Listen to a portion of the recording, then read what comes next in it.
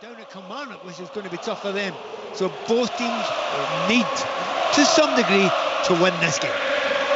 Singing continues, but the game is underway. Willie Collum, the man in the middle, has blown the whistle. Rangers in the blue shirts, white shorts, black socks with the red tops have kicked us off. They're playing from right to left in this first half at Celtic Park towards the Jock Stein stand. Kyogo goes down early on. He was tussling for the ball with Ben Davies in the centre circle and he caught a stray arm in the face. That'll be a free kick for Celtic. Pat, I don't want to miss a minute of the action because I was listening to you and Vicky Sparks at Ibrox last month and Dyson Maida scored in the first minute of this game. Yeah, and Rangers had a kick off there. They put it back to their defence and they were chased down this time by Hatate. So they'll try to do exactly the same thing again. Well enough, that free kick there when Furuhashi was dragged back. He was dragged back by the throat. Do you know what? In other situations, you never know. Kyogo plays the ball into Matt O'Reilly. Early Celtic attack. James Forrest on the ball. In form at the moment for Celtic. Heads for the ball. Cross in, hits Butland. Very nearly an own goal. And somehow Jack Butland blocks that ball on the line. Again, in the first minute of the game, Celtic nearly ahead. Incredible. What a save it is, apart from anything else. James Forrest gets the ball down the right. To some degree, the forgotten man for a while. He's been brilliant recently. Plays a super ball in. Would have been an own goal. Butland just gets a right glove up to it and saves it on the line. What a season Jack Butland has had for Rangers. What a save that is right at the start of the game. Challenge on Callum McGregor in the centre circle is made by Tom Lawrence. Callum McGregor picks himself up, barks at his opposite number in midfield. Celtic fans incensed. Celtic have taken their free kick quickly, and when we do get the most minute break in play, I'll run you through the two team lineups. Alistair Johnston's knocked over. No foul, says Willie Collum. Rangers into the Celtic half for the first time in the game. The ball is laid into the path of John Lundstrom, who runs into the challenge of Carter Vickers, and that will be a throw-in for Rangers on the left. Dyson Maida, the one change for Celtic today then, from the 3-0 win against Hearts last week. Joe Hart in goal, Alistair Johnston, Cameron Carter-Vickers, Liam Scales and Greg Taylor, the Celtic back four. Matt O'Reilly and Rio Hatate either side of Callum McGregor. Tavernier's getting away down the right. He's challenged, goes down, no free kick there either. Greg Taylor on the ball for Celtic, plays it back to Scales.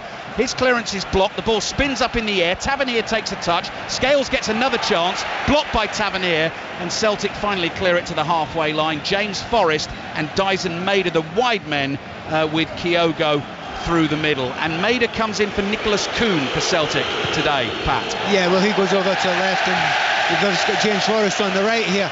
I mean, what a start to this game. Tackles flying everywhere. Willie Collum's letting it flow a little bit just now. At some point you need to calm it down because there's probably been 2 or 3 tackles and some other games would already have got yellow cards, and we've just started 3 minutes into this game. So lively. You wouldn't expect anything less. Fulham Manchester City underway on the banks of the Thames in the Premier League. Fabio Silva is tackled. Huge roar from the Celtic fans. Here comes Forrest. Forrest looking for Kyogo. Sliding challenge from Ben Davies, and it goes out for a Celtic throw. What a noise. What a noise. And I mean, great play right from the start. Forrest has been fantastic. He's reborn down there. And they're giving him the ball all the time. Throw-in comes in, and the shot from Forrest with his left foot on the half volley goes swerving over the crossbar and behind for a Rangers goal kick. Let's check in on the early stages at Craven Cottage. Here's John Southall. 4 minutes played, Fulham 0, Manchester City 0, but a bright start from Fulham. Pereira down the left-hand side, his cross was blocked, went out for the corner, that was cleared away, but it's positive from Fulham. Fulham 0, Man City 0. Yes, Arsenal needing Manchester City to drop points at some point. Arsenal play against Manchester United at Old Trafford tomorrow. We've got full commentary on that game. Manchester City starting the day with a game in hand, a point behind Arsenal in that title race. Here's Diamande getting on the ball for Rangers. Ivorian on loan from Nordsjælland, joined the club in January. Fabio Silva getting booed, curling ball into the far post, headed down, and Liam Scales gets there in front of Joe Hart to nod the ball away, just a couple of yards shy of the Celtic goalmouth. Early chance for Rangers. Yeah, Dujon Sterling at the back post there. He sometimes plays full back, this time right wing, right attack. Gets on the back post, quite unlucky there. 2 decent chances, 1 for each side. End-to-end stuff at the moment. Matt O'Reilly bobbles a pass forward, not enough on it for Kyogo. I'll give you the Rangers lineup in a second. Fabio Silva battling with Alistair Johnston. Johnston, the Canadian international, too strong for the Portuguese. Left-footed pass from him, comes back to Liam Scales, and Scales has a bit of space to run into inside the Celtic half. Across it goes to Greg Taylor, but the referee has blown the whistle because the match ball's taken a pounding, Pat, in the first 5 minutes. It's gone flat. That's no shock, is it? Just for people who are listening in and don't know why Fabio Silva was getting stick, he is the pantomime villain here. He was tackled in the game, tackled once or twice, and he rolled about in the most incredible way that led to lots and lots of memes being shown. So he'll not be a popular chap here. But he also won a penalty, didn't he, to get Rangers back into that game? It was the Johnston challenge, which a lot of people felt wasn't. Absolutely, but the amount of times he went down when he wasn't fouled was kind of quite ridiculous in that first game. So that will not be forgotten by Celtic fans. He is going to get it. Here's Dyson Maeda. Turn of speed from him, low cross in, blocked on the edge of the penalty area. It goes behind for Celtic's first corner of the game. Celtic 0, Rangers 0. One of the incredible things you mentioned right at the top before we started the game, the importance of Tavernier against Maeda. Tavernier's trying to push forward, it's not working. He's getting done time and again by Maeda, who's quicker. That is precisely why Dyson Maeda's been picked. Celtic working the corner short and well, but then the pass is overhit and beyond Scales. Forrest will get there first for Celtic. Turn of speed from him to take him away from Lundstrom. Lines the shot up 25 yards out, hits it, always climbing over the bar. Jack Butland had it covered, but he did just flick a hand at it, and it's gone behind for another corner. The two wingers have been superb. Maeda's chasing everything, looking really dangerous in the left, but Forrest is very, very special here. I mean, he's nearly 33 years of age. He's had periods where you thought, is it finished for him? But look at him now that he's got rid of his injuries. Fabulous start to the game. 22 winners' medals for Celtic for James Forrest. Corner in for Celtic, delivered deep to the far post beyond everyone and behind for the goal kick. The only players ahead of him now for Celtic, Billy McNeil on 23 and Bobby Lennox on 25. And don't forget, Celtic at the start of this game playing for a double this season. Rangers fans, of course, will tell you they are playing for a treble. They've won the League Cup. If they can win the title, these two meet Saturday the 25th of May, 3 o'clock at Hampden Park in the Scottish Cup final. Here's the Rangers lineup, by the way. Jack Butland in goal, James Tavernier, John Souttar, Ben Davis and Borna Barisic the back four, Mohamed Diamande and John Lundstrom in midfield, Dujon Sterling, Tom Lawrence and Fabio Silva wide left, with Cyril Dessers as the centre forward. Tom Lawrence chosen ahead of Todd Cantwell, who is on the bench for Rangers. Hatate, nice turn, looking to slide one through for Maeda, cleared. Hatate heads it forward, it might drop for Hatate again, chests it down, then he tumbles 25 yards from goal in a central position, and that is a foul, says the referee. Diamande with the challenge free kick for Celtic. Yeah, Diamande will feel he's just been a little bit strong, but his elbow catches the back of Hatate's head. Referee can't let that one go. Very good position. There's 2 or 3 players in that Celtic team who would love to have a go at this one. I have a suspicion it might be Mattarelli who'll get the nod for it, but there's 2 or 3 others. McGregor would fancy it. What a goal scoring season Matt O'Reilly has had. 15 total, 14 in the Premier League, has been on the penalties recently as well. So it's either going to be him or Kyogo. It'll be O'Reilly with the left foot. It's a lovely position though, Pat, and it's just far back enough, just sort of 2-3 yards away from the edge of the D, but time to get that ball up and down over a wall. Lovely position, unless your name is Jack Butland. Yeah. Who's all in bright orange away to our right. Rangers defending the goal in front of the Lisbon Lions stand. Flags waving furiously, which catch the eye as the whistle blows. Might be Kyogo, no, will be O'Reilly with the left foot! Oh, just wide, Butland wasn't sure, threw himself to his left, and from Rangers' point of view, a lucky escape, 0-0. Well, power, pace, position, getting it up over the wall, down again in time. Butland will say he had it covered. Oh, I'm sure he did. Very, very close one, that. Superb free kick there, but tough when you've got Furuhashi who can head it the other side. Fulham 0, Manchester City 0 at Craven Cottage in the Premier League. Celtic 0, Rangers 0. Scales up, heads the bouncing ball away. Lundstrom powers a header forward. Scales again, that'll flick on from Maeda, looking for Kyogo. Kyogo goes chasing as Celtic lose that ball on the halfway line. Diamande is down. Fabio Silva chases a hopeful punt forward. Johnston's got it covered. Silva's behind him. Johnston holds him off, and the Celtic fans roar their approval once again as it goes behind for a Celtic goal kick. Yeah, Silva, I mean, that's going to be a nice interesting battle in its own, obviously, against Johnston there, and that's near side to us, because Philip Silva, I mean, he is a good player, he is an actual goal scorer, although Rangers fans haven't completely taken to him yet. Greg Taylor on the move down the left, feeds Maida, sliding challenge from Tavernier, doing the defensive work for Rangers. The ball goes out for a Celtic throw, attacking position, a couple of yards short of the corner flag on the left-hand side, and those replacement balls from the goal kick and for the throw-in immediately in the hands of the Celtic players. That was very much a feature under Ange Postecoglou, watching his Celtic teams for the last couple of years before Brendan Rodgers came back, just constantly on the move and keeping the game going. Goal kick for Rangers here.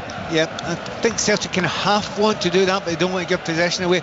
Look, Celtic have had most of the game so far in these early minutes, in this first 10 minutes or so, but you would expect that. They're at home, they play a high tempo game. Rangers kind of had to survive this period. They have managed to survive just about, but they need to get some dominance in the midfield. They just can't get control of it. Barisic's header away, chested down towards Lundstrom, lobs a ball up in the air, loose touch from Diomande, sliding challenge from him to try and recover it, catches Callum McGregor, and Callum McGregor's already complaining that Diomande's put a couple of challenges in early on in this game, and possibly that should be the first yellow card. Let's see what Willie Collum decides. I don't think he'll yellow card him. I think he's going to give himself a little bit of leeway here. Give him the big stern talking to, the finger wagging, and then say this is your last chance in front of everyone, because he knows if you reach your cards too early in the Old Firm game, it's a rod for your own back. So, you know, in any other game, I think Willie Collum gets his card out there. Would you fancy refereeing one of these games, Pat, if you were qualified to do so? I would never fancy refereeing any game, but if you had to put on my top three in world football that I'd least like to, this would be up there, and it would definitely, as Brian Clough used to say, in the top one.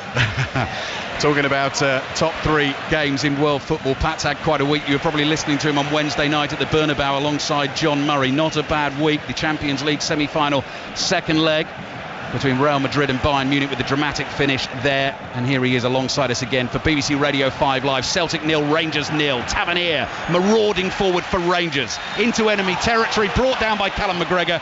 Free kick for Rangers. But he goes everywhere. Tavernier, he's asking a lot of questions. Sometimes he's a little bit too calm and casual when he's playing against Celtic. He doesn't go forward as much as he has to, because he's so important for Rangers in a creative sense. This time he's trying to get forward. It was in almost an inside forward position there. However, Maeda tracked him all the way. Keeping you in touch all the time with what's going on in the Premier League as well. Title race very tight, of course. Fulham 0, Manchester City 0. Arsenal don't play until tomorrow. Full commentary on that game at Old Trafford at 4:30. Tavernier with the free kick, spinning into the Celtic area, hits a couple of Celtic players, falls fortuitously for James Forrest, clears it with his right foot. The referee blows his whistle and says that is going to be a free kick for Celtic. Yeah, didn't quite see what happened there.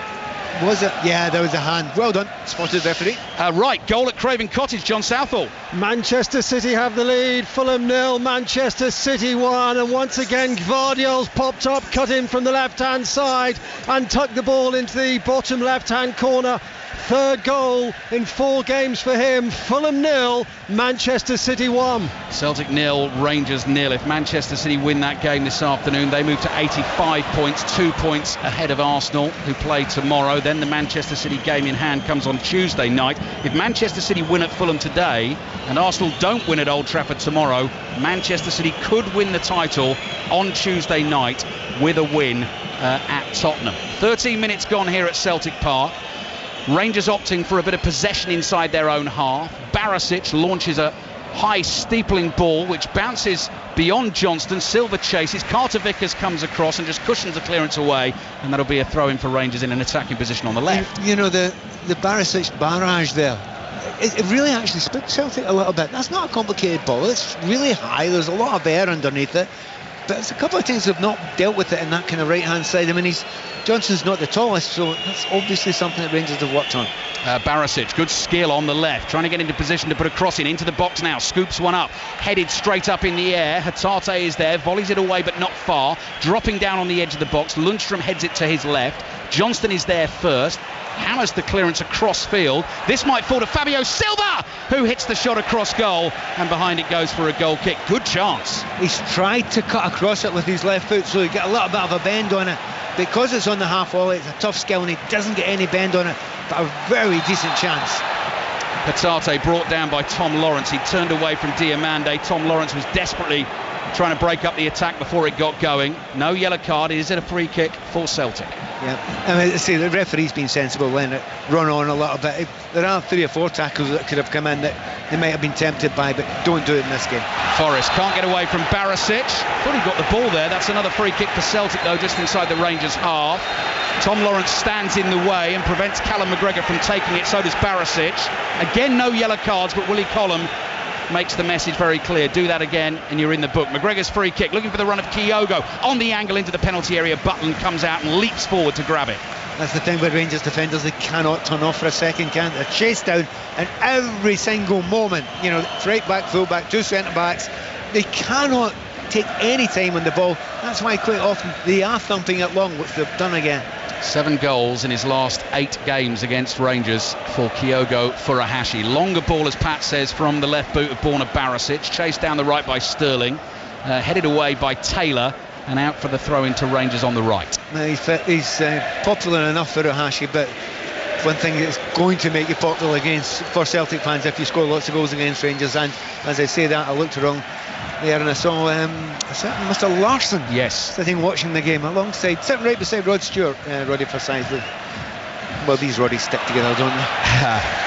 Throw into the Celtic penalty area comes all the way through to Joe Hart, who stands out this afternoon in a stadium awash with green and white. He's all in bright yellow. He bowls the ball out to Carter Vickers. So Manchester City 1 up at Fulham. Josko Gvardiol has scored again, latest from John Southall.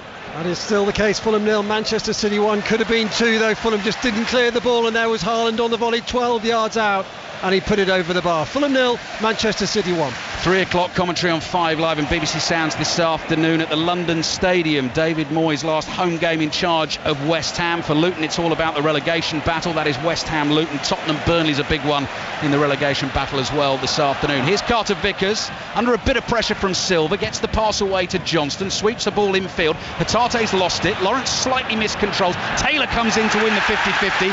Clean challenge. Celtic fans love that. Here is Taylor, and he's got McGregor inside him, and McGregor starts to smoothly bring the ball forward onto Johnston. Johnston goes wide to Forrest, hugging the touchline on the right hand side, running at Barisic, pass into the box, that's intercepted, and here's Silva, who's going to bring it away in the blue shirt of Rangers. McGregor will chase him back to the halfway line. Space is tight for Silva. McGregor sticks with him, those two shoulder to shoulder, and that's given as a free kick for Celtic. I think that's a wee bit harsh as Fabio Silva. I thought that was a shoulder to shoulder. He didn't complain much about it, and a little shake of the hand there with McGregor. McGregor has done a great job for Celtic for so many years. Controls the game, but also sees the danger defensively from that central defensive midfield area. Philippe Clement was just making that point there to the 4th official, Don Robertson, that he felt the challenge from Fabio Silva was a 50-50, shoulder to shoulder. Don Robertson listened. Philippe Clement has headed back to the dugout. Said ahead of this game, not a must-win for Rangers. They can win the title without winning this game. Certainly makes things more difficult. Challenge from Lundstrom. That is a foul. Free kick Celtic. Matt O'Reilly is caught, and the card's still staying in Willie Collum's pocket. But he's kind of happy about. I mean, it is a more robust game than most games, and if you do get carried away as a referee, A, you'll spoil it, but B, carry on. Space for Callum McGregor. Lines up the shot, low fizzer, wide of the left-hand post, behind for a goal kick. Yeah, that's the thing about McGregor. We're talking about the fact that he's covering for his fullbacks when they fly away. He controls the game with his passing, but he's also very, very comfortable driving forward and getting shots on target. He could well be Celtic's most important player for years. Early ball from Tavernier, looking for the run of Dessers, headed away by Scales, falls here to Dujon Sterling. First season at Rangers, having joined from Chelsea. Very versatile player, starting wide on the right in this game. Rangers possession getting booed and jeered. Lundstrom on the ball, tries to get away from Hatate. Hatate has a little wrestle with him. That'll be a free kick for Rangers. You're right about Dujon Sterling. I mean, last time he was left full-back, and now he's right wing. You almost can't get any different.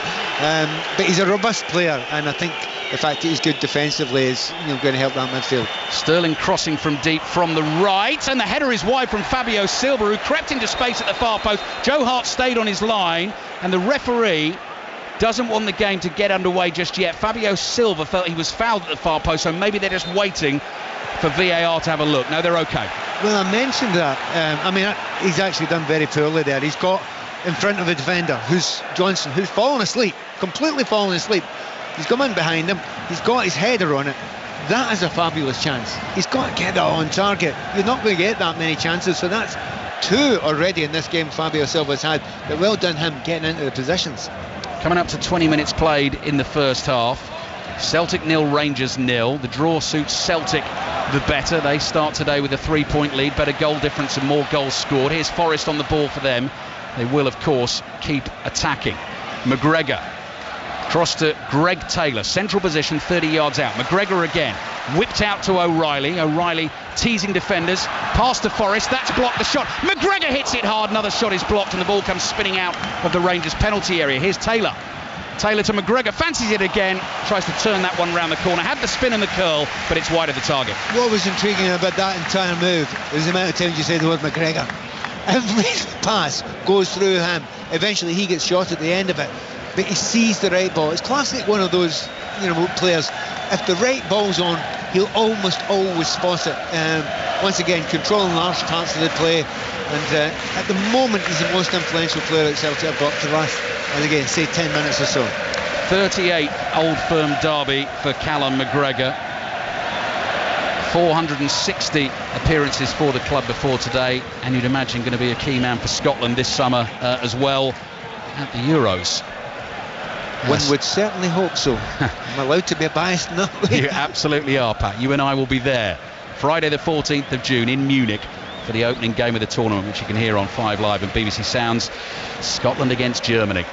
Here's Carter Vickers, the American international for Celtic, crosses the halfway line, low ball to O'Reilly, quickly on to Forrest on the right. Celtic 0, Rangers 0, Fulham 0, Manchester City 1. Carter Vickers goes to the right again. Johnston's ball infield, finds Forrest with the white socks rolled down. Celtic in the green and white hoops, white shorts, white socks. O'Reilly takes it off Lundstrom, early cross, curling deep onto the far post. Maida heads it back across goal beyond Kyogo. Awkward one to get the header away. Second header from Tavernier does the business. Diamande's being chased across his own half, plays it to Barisic, back to his goalkeeper Butland. Kyogo closes in, Butland clears first time, launches it downfield and scales is up to win the header, and the ball falls at the feet here of Greg Taylor. Quickly to Craven Cottage, John Southall. Fulham 0, Manchester City 1, but an early change forced upon Pep Guardiola. Nathan Ake's just hobbled on. Kyle Walker's on. Fulham 0, Man City 1. Here's Forrest outside of his right foot, looking for the run here from Johnston. His shot's deflected, behind it goes for a corner to Celtic. Pat Nevin. A good little 7 or 8 minutes there for Rangers. Certainly 50-50, they were getting chances themselves, but Celtic seem to have pushed it again. McGregor's come to the fore, and once again they've got that man James Forrest on the ball, and when he's on the ball, he's another player who's consistently dangerous. Celtic Park is bouncing, still 0-0. O'Reilly with the corner into the far post, good leap from John Souttar, heads it away, and the ball heading towards the corner flag and just goes out for a throw rather than a corner. It's so hard to tell what's going to be the thing that's going to change it. I mean, it could be the pace of Furuhashi, it could be Silva. Fabio Silva has looked very, very dangerous getting in at that packed post, getting into dangerous positions, but his defenders not watching him, and that's mostly because Johnson likes to get forward to him an awful lot. Greg Taylor's cross headed straight up in the air by Souttar. Ben Davies, his centre-back partner, helps him out. Tom Lawrence goes in to win a header, then volleys the ball away up towards Dessers. Lovely strength and control from Dessers. He was held back by Scales as he went running for the loose ball. Rangers want to go quickly from the free kick, but Willie Collins says no, you're not taking that from the right spot, back you come. Yeah, it was only about 15 yards away, and the fact that Willie Collins was standing on the correct spot, he was never going to get away with that one. But lively game for Rangers. They're trying to get the ball down and play it. Now and again they get it, but usually Celtic eventually close them down, and they have to hit it long, and at the moment Scales and Carter Vickers, they're mopping up most of the long balls against Dessers. When Philippe Clement arrived, both Rangers and Celtic had played 8 games apiece. Rangers found themselves 7 points behind their rivals in the title race. Starting today, 3 points behind them. Celtic nearly lose it inside their own half, but they've worked it to McGregor. McGregor looks up and just calmly rolls the ball to Maida. Now Maida here is against Souttar. over on that left-hand side for Celtic. Lundstrom steps in to help out. Pass goes through his legs. Hatate, free-man edge of the box. O'Reilly just wide, curling shot. Butland diving to his left again, and Celtic just can't find the target with those strikes. Yeah, but they're manipulating good space, and Rangers can't allow that to keep on happening. It's making the right passes at the right time. Hatate took a second of the ball just to kill the space a bit, and once again that ball just curls away, this time quite low, past the post, and no chance was Butland going to save that. He hadn't got it covered, so I would say that's 3 times that Celtic have had those opportunities, and had it been on target, there'd have been goals. So they're getting closer, Celtic.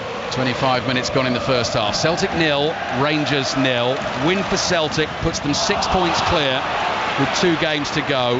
1 more point would guarantee the title, but the goal difference is better, and they've scored more goals as well. Rangers, though, attacking down the right here. Tom Lawrence gets a cross in, deflected. Joe Hart slides to his knees and is able to keep that ball in play for Celtic. Sprinting out to the edge of the area, thinking about getting Celtic away quickly. Holds on to the ball for now. That's one of the joys if you've got no opposition supporters in. When the ball's crossed in there, the shout for a handball would have gone up, but there's no Rangers fans to shout.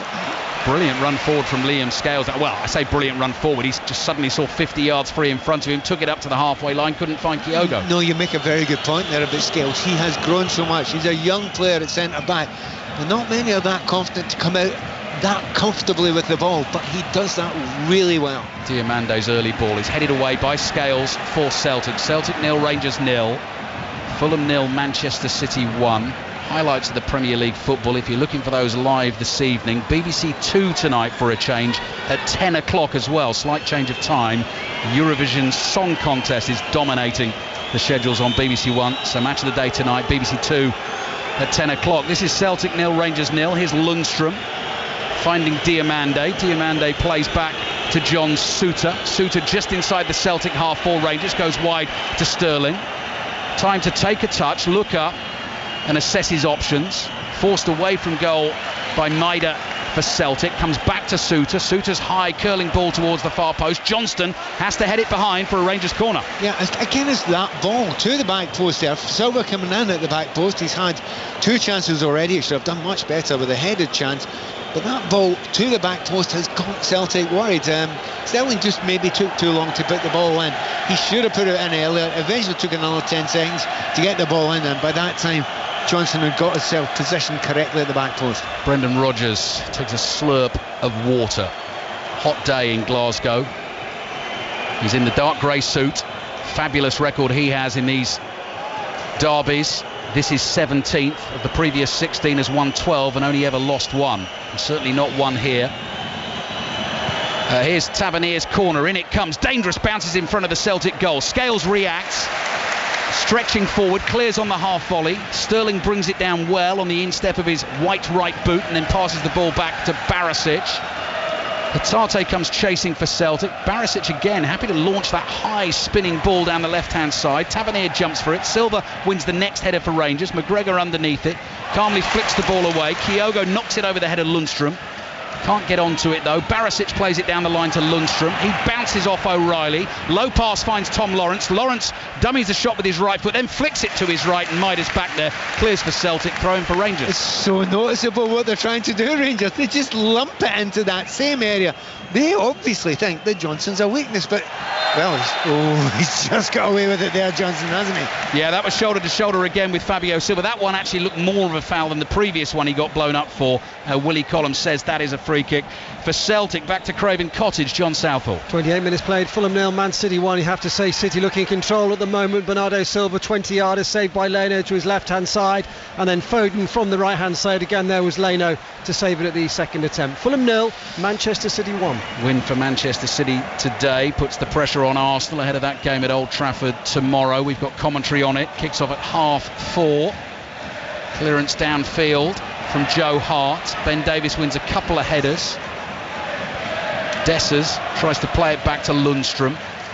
Then the ball runs into the Celtic half, and Carter Vickers uses Joe Hart and then immediately moves to his right, gets it back from Hart. O'Reilly comes back to help out, plays it back to Celtic's goalkeeper again. Joe Hart now at the grand old age of 37, twice a Premier League winner with Manchester City in England.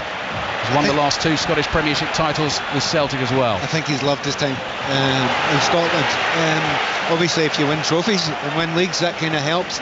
But in the semi-final against Aberdeen, you know, taking a penalty in a shootout, saving one that gets his team through, he is loving every single second of this last little piece of his career. Celtic 0, Rangers 0. English goalkeepers at either end. Butland to our right, Joe Hart of Celtic to our left. Throw in for Rangers inside their own half, wide on the right. And we've got 15 minutes remaining in what's been a gripping first half so far, but no goals as yet. Here's Ben Davies, plays across to Barisic, looking for that long high ball down the left again. Took a slight deflection. Fabio Silva is onto it, flicks it infield, laid off by Lawrence. Nearly found Dessers on the edge of the Celtic penalty area. He couldn't control it. Taylor plays it across to Carter Vickers for Celtic. Wide it comes to Matt O'Reilly on the right. He comes back infield across to Liam Scales, who, as Pat Nevin was just saying, happy to bring the ball forward. Prompts Greg Taylor with his pass wide to Maida, edge of the Rangers penalty area, rolled back to Callum McGregor, 35 yards out in the inside left channel. There's Taylor again, makes himself available. Tate being chased by Tavernier, who's out of his right back position for the moment. Tate comes back to Carter Vickers, low skidding pass across to Forrest, who thinks he's got the beating of Barisic, brings it infield, lays it off to Johnston, across to Hatate. Hatate's low pass finds O'Reilly on the edge of the Rangers box. Here's Johnston, one little touch. Kyogo, great save for Butland, and the rebound won't fall to Kyogo, and Sterling is able to clear. It's incredible how few times you mention Kyogo, but when you do, he just comes alive in that box. Caught it well, difficult chance there. Another brilliant save by Butland. He's a 2. Absolutely superb save in this game so far. Yeah, one was from John Souttar in the very first minute of the game. Could have ended up as an own goal. That was just a sheer reflex save at close range. That was similar because Kyogo's backlift there was short. Bang, it came in at real pace. I think it's a superb save. I mean, he's kept Rangers in the game. They should have been 2-0 down. Many keepers wouldn't have been lively enough and quick enough, but when Celtic get that ball just outside the 18-yard line, maybe 20-25 yards out, they just become a different team. They zip the ball out quickly, they move, they come from unusual angles. There's always a third man runner. I think that's something that Brendan works on, and when they get there, they almost always have a shot towards goal at the end of it. Celtic know a win today and the title is pretty much there. 6 points clear with 2 games to go, but ahead on the goal difference. Rangers wouldn't be able to afford to drop any points, and Celtic would only need 1 more point. They're away at Kilmarnock on Wednesday, and on the final day they're at home to St Mirren. All the games kick off at 12:30 next Saturday, which will feature in Saturday's 5 Live Sport, as well as the final day of the Women's Super League, with all of those games kicking off at 3 o'clock. Celtic have given the ball away. Cross from Sterling, looking for Dessers. Carter Vickers has it covered. Meaty clearance first time out. It goes for a Rangers throw. Well, certainly Dessers has improved as this season's gone up front for Rangers. However, he's against 2 better centre-backs in this occasion. At the moment, he's getting nothing at all out of them. Having said that, he's not giving up trying, and he's holding the ball up a little bit better than he has. Well, he did at the start of the season. Throw in for Rangers, comes back to Souttar. Souttar plays across the halfway line to Davies. Davies puts a bit of pace on the pass. Nice first touch from Barisic, brings that infield away from Forrest. Lundstrom plays the straight ball to Fabio Silva, again looking for Dessers. The pass wasn't accurate. Carter Vickers had it covered, and it ends up with Joe Hart. He's very interesting, Fabio Silva. It's quite clear that he's the main player that Rangers want to get the ball to when they're attacking. And, you know, the player that was going down at every single opportunity in the previous game, he looks strong and robust in this game, and a much better player for it. On loan from Wolves, Fabio Silva. Here's James Forrest though for Celtic. Kyogo wasn't quite expecting that. He was trying to dart into a bit of space. Forrest played the pass, it hit the legs of Kyogo, runs away into the arms of Butland. That's what Kyogo always wants to do. He wants to be on the half turn, and he's very adept at taking a ball with one touch, you know, and he looks as if he's got his back to the goal, and suddenly he's facing the goal with a little bit of space. In that case, I think it just bounced up in front of him and hit his shin. 5 Live and BBC Sounds live at Celtic Park. Full commentary on West Ham Luton to come at 3 o'clock. Nottingham Forest against Chelsea at 5:30. Nottingham Forest fans could be celebrating later on this evening, depending on what happens in the 3 o'clock kickoffs. If they beat Chelsea, of course, in our 5 commentary, then Nottingham Forest will effectively be safe, and we'll be looking at Burnley and Luton going down with Sheffield United. Celtic on the ball inside their own half. Little 1-2 play between McGregor and Carter-Vickers. Carter-Vickers now at walking pace, just strokes it into the path of Kyogo. McGregor's on the move though, brings it forward into the Rangers half. Itate lays it off to Taylor. Taylor looks to his right and sees Carter-Vickers. Forrest just jogging on the spot here, waiting to receive the ball for Celtic on the right-hand touchline. Stabs it past Barisic, finds Johnston. Back to Forrest. Good run being made by Callum McGregor into space on the right. Tom Lawrence goes with him. McGregor turns away from him. Low pass comes in. O'Reilly sets himself up and finds the bottom corner.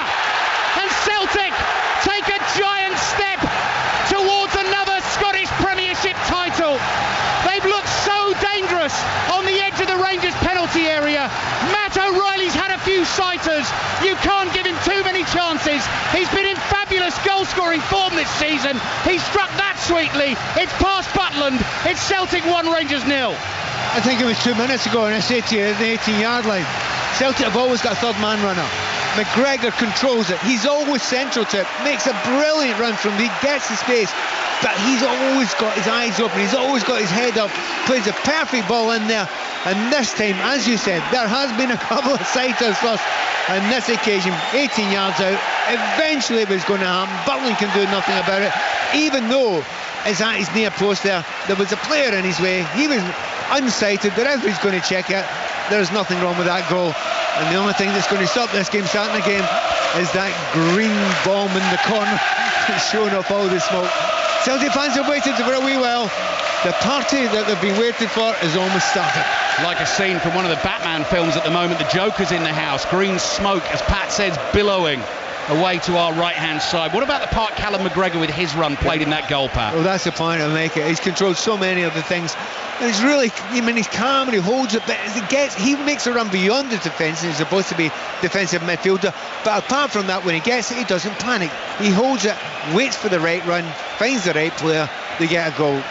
Massively important player for Scotland as well as Celtic. Game not back underway just yet, so VAR are obviously checking something on this goal. I'd be amazed at that. I could not see anything wrong. I'm sure it's just a smoke bomb in the corner.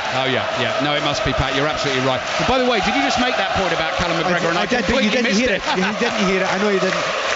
But that is it. I mean, they have been the better team in the midfield, Celtic, and all the players in the midfield have played well today. Hatate's been great. McGregor has been superb. O'Reilly's getting into great positions, and the two wingers have been very, very strong for Celtic. And it's not really a surprise with the movement and the third man runners, which I've talked about, that's where the goal came from. 8 minutes remaining then in the first half. Celtic have taken the lead. They lead Rangers by 1-0. What's happening at Craven Cottage, John Southall? Well, I've got 9 minutes to half time. Fulham 0, Manchester City 1, and City at the moment so dominant in this game. Wouldn't surprise you if a second came before half time. Fulham yet to have a shot on target. Here comes Haaland onto the edge of the area, but Leno out quickly. Fulham 0, Man City 1. Cameron Carter-Vickers then, as things calm down ever so slightly inside Celtic Park. They have the lead they want, in command in this title race. Lovely control from Maida. Diagonal ball from Carter-Vickers, found him low, cross into the box. Oh, it's ended up in the back of the net. Celtic fans are cock a hoop. It's an own goal. Maida got in on the left-hand side. He just put it into a dangerous area. No Celtic player got anywhere near it, but a Rangers defender has stuck out a boot. It's ended up in the back of the net, and Rangers' title hopes might be dashed right there. Celtic 2, Rangers 0. Yeah, balls down the left-hand side. Maida's superb. I think it might have been Suter. Davis was in there as well. It was zipped across in such a pace, it was difficult to see. They're going to look and see if there's an offside there. I do not think there's an offside. But Maeda, his pace was superb. The defender had to keep on going backward further and further. In actual fact, it's not Suter. It's coming back there. Lundstrom. As Lundstrom of all people. So many blue shirts in there. But I mean, what is he doing really? To be honest, he's just caught off guard and he can't get his feet right. It's a panic. It's just a panic, nothing else. Celtic, in a matter of moments, have absolutely taken complete and utter control of this. And now we have to see if Rangers have got the spirit to come back. They look like a team beaten, and it's only taken a couple of minutes. Brilliant ball from Carter-Vickers. Fabulous control from Dyson Maida. Put the cross into the Rangers penalty area, just hoping something might happen, and it has happened. VAR checking the goal for the possible offside, as Pat mentioned, and Dyson Maida booked in the celebrations for going to celebrate with the fans after the goal. If the goal gets ruled out for offside, I don't think the yellow card gets rescinded. Doesn't matter. Goal stands. That roar tells you everything. Celtic are closing in on their 12th Scottish Premiership title in the last 13 seasons. Brendan Rodgers back at the club this season. Ange Postecoglou won Celtic the last two. It's been topsy-turvy all the way through this season, and Philippe Clement has had Rangers very much in the race, but they are very much on the back foot now as Silva attacks for them down the left-hand side. Celtic leading Rangers 2-0. Switches the pass to Barisic. Barisic chips across to the far post, header back across goal and nodded in. Rangers have a goal back. Celtic Park falls quiet. Cyril Dessers got up, nodded it in from close range. This one isn't over just yet. Celtic 2, Rangers 1. Well, the attitude of the Rangers I was asking about, they really came back to it. The ball was played up left-hand side. That man we've been talking about right from the start, the danger man, was Fabio Silva. He's got one-on-one there. He goes towards the defender, holds him up, but the little dink ball down the left-hand side is perfect. Great understanding with him and Barisic there, who pushed it to the back post. And well done, Dessers. He just waits there in the right area, heads it in when it's headed back across there. Do you know what? This season could have been over. Minutes later, we're right back in again. Having said that, hey, it was 2-1 with 4 minutes to go in the last game. There's more than 4 minutes to go this one. There's lots of excitement to happen here. Yeah, that one finished 3-3. Celtic were 2-0 up in that game, got themselves 3-2 ahead, thought they'd won it with the late Adam Eder goal. Ravi Matondo's curling strike then found the back of the net, and at that point Rangers found themselves 1 point behind Celtic with a game in hand in the title race. Then they lost their nerve a little bit. Next couple of games they lost away to Ross County, drew 0-0 against Dundee, which has put Celtic back in charge. Celtic still in charge at the moment, leading Rangers by 2-1. But that last few minutes just shows you, again, you can never ever take anything for granted in these battles. Lundstrom's ball, looking for Silva. Johnston's got a real job on his hands there, and then Johnston slides in, tackles Silva, and it goes out for a Rangers throw. He's been great, Silva. Absolutely brilliant. Every time he's got on the ball, staying in his feet, being strong. Attitude's been super, using all his skills, but also his intelligence as well as a player.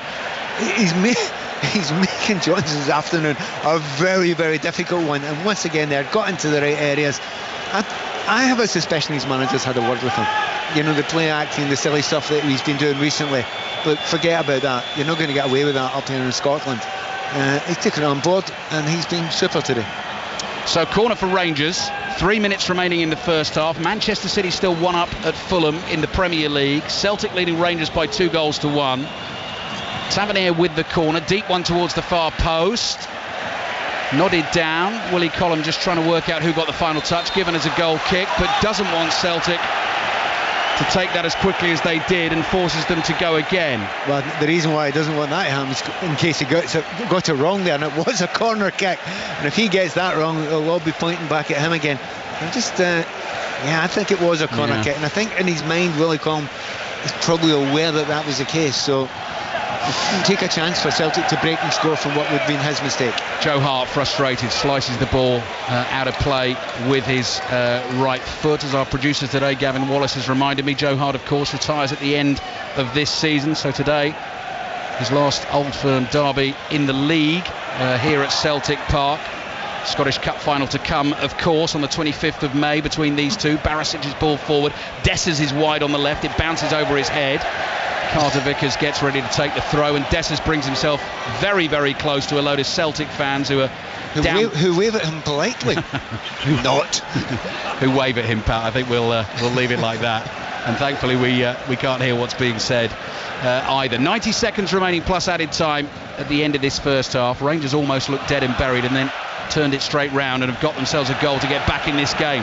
Liam Scales brings it forward again as he slightly overhit that pass. Kyogo will chase it. Ben Davies has it covered and lets it go behind for the Rangers goal kick. He does look very good in the ball when he goes forward, Scales. Now he's got a lot to learn, but he is learning so quickly. That is the right ball. It didn't deliver it the right way, but it's the right ball to try and play.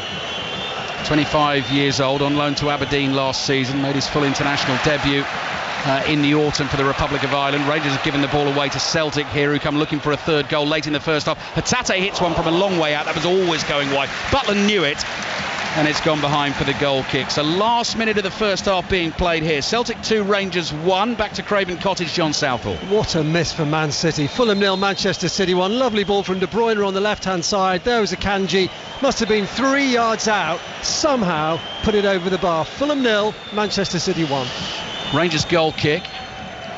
Clumped forward by Butland with his right foot. Bit of swerve on that. Little bit of fade. Takes it away from Dujon Sterling and out for the throw in it goes. Celtic take it quickly. Carter Vickers under a bit of pressure, plays back to Hart. Hart side puts it to Johnston. Lundstrom comes flying in, definitely got the ball, may have got a bit of Johnston too. Willie Collum has the yellow card out for the first time in this half. Celtic will get the free kick. And there's no complaint whatsoever from Lundstrom. I'm like you, I thought he got the ball, but his foot was far too high. He gets a bit of the ball, but he gets plenty of the player as well. In fact, whoa. I think they might look at that again. There must be a temptation to look at that again for a red card. 3 minutes horrible that of added time. That's terrible. I actually thought because of where the ball went that John Lundstrom got the ball. Lundstrom is clearly fired up because he scored the own goal. Rangers are back in the game, but watching that on the replay there, he comes flying in at 100 miles an hour, misses the ball and plants his studs on the shin and ankle of Alistair Johnston, who is down hurt. I'm telling you right now, Premier League, he's off. Yeah. I'm just absolutely clear as a whistle. In the Premier League, he is off. Well, yeah, go on, Pat, sorry. Let's see if it's not going to be Willie Collum. Well, he'll be called over to have a look at it. Yeah. He must have a look at it. He's coming over. Yeah. He's coming over. That's the noise you can hear from the Celtic fans. Message up on the big screen, checking possible red card for serious foul play.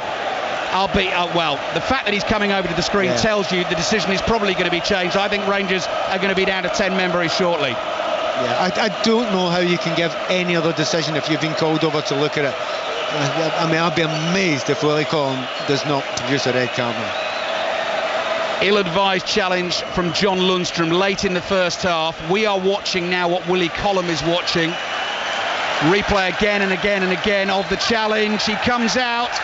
He changes his mind. He calls John Lundstrom over. You can hear what the Celtic fans think of it. The red card is shown to John Lundstrom. He's scored an own goal. He is now sent off. And Rangers' title challenge is crumbling in front of their eyes at Celtic Park.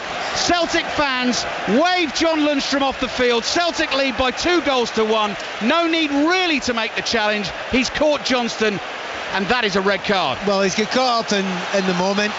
He's given the goal. He's scored an own goal. He's got the excitement of getting the goal back, and he's just over-exuberant. But he's also viciously stupid. To dive in there, he's run 20 yards to make that tackle. There is absolutely no need. Yeah, he's trying to make I mean, if he wins that there and wins it clean, he's almost through and goal.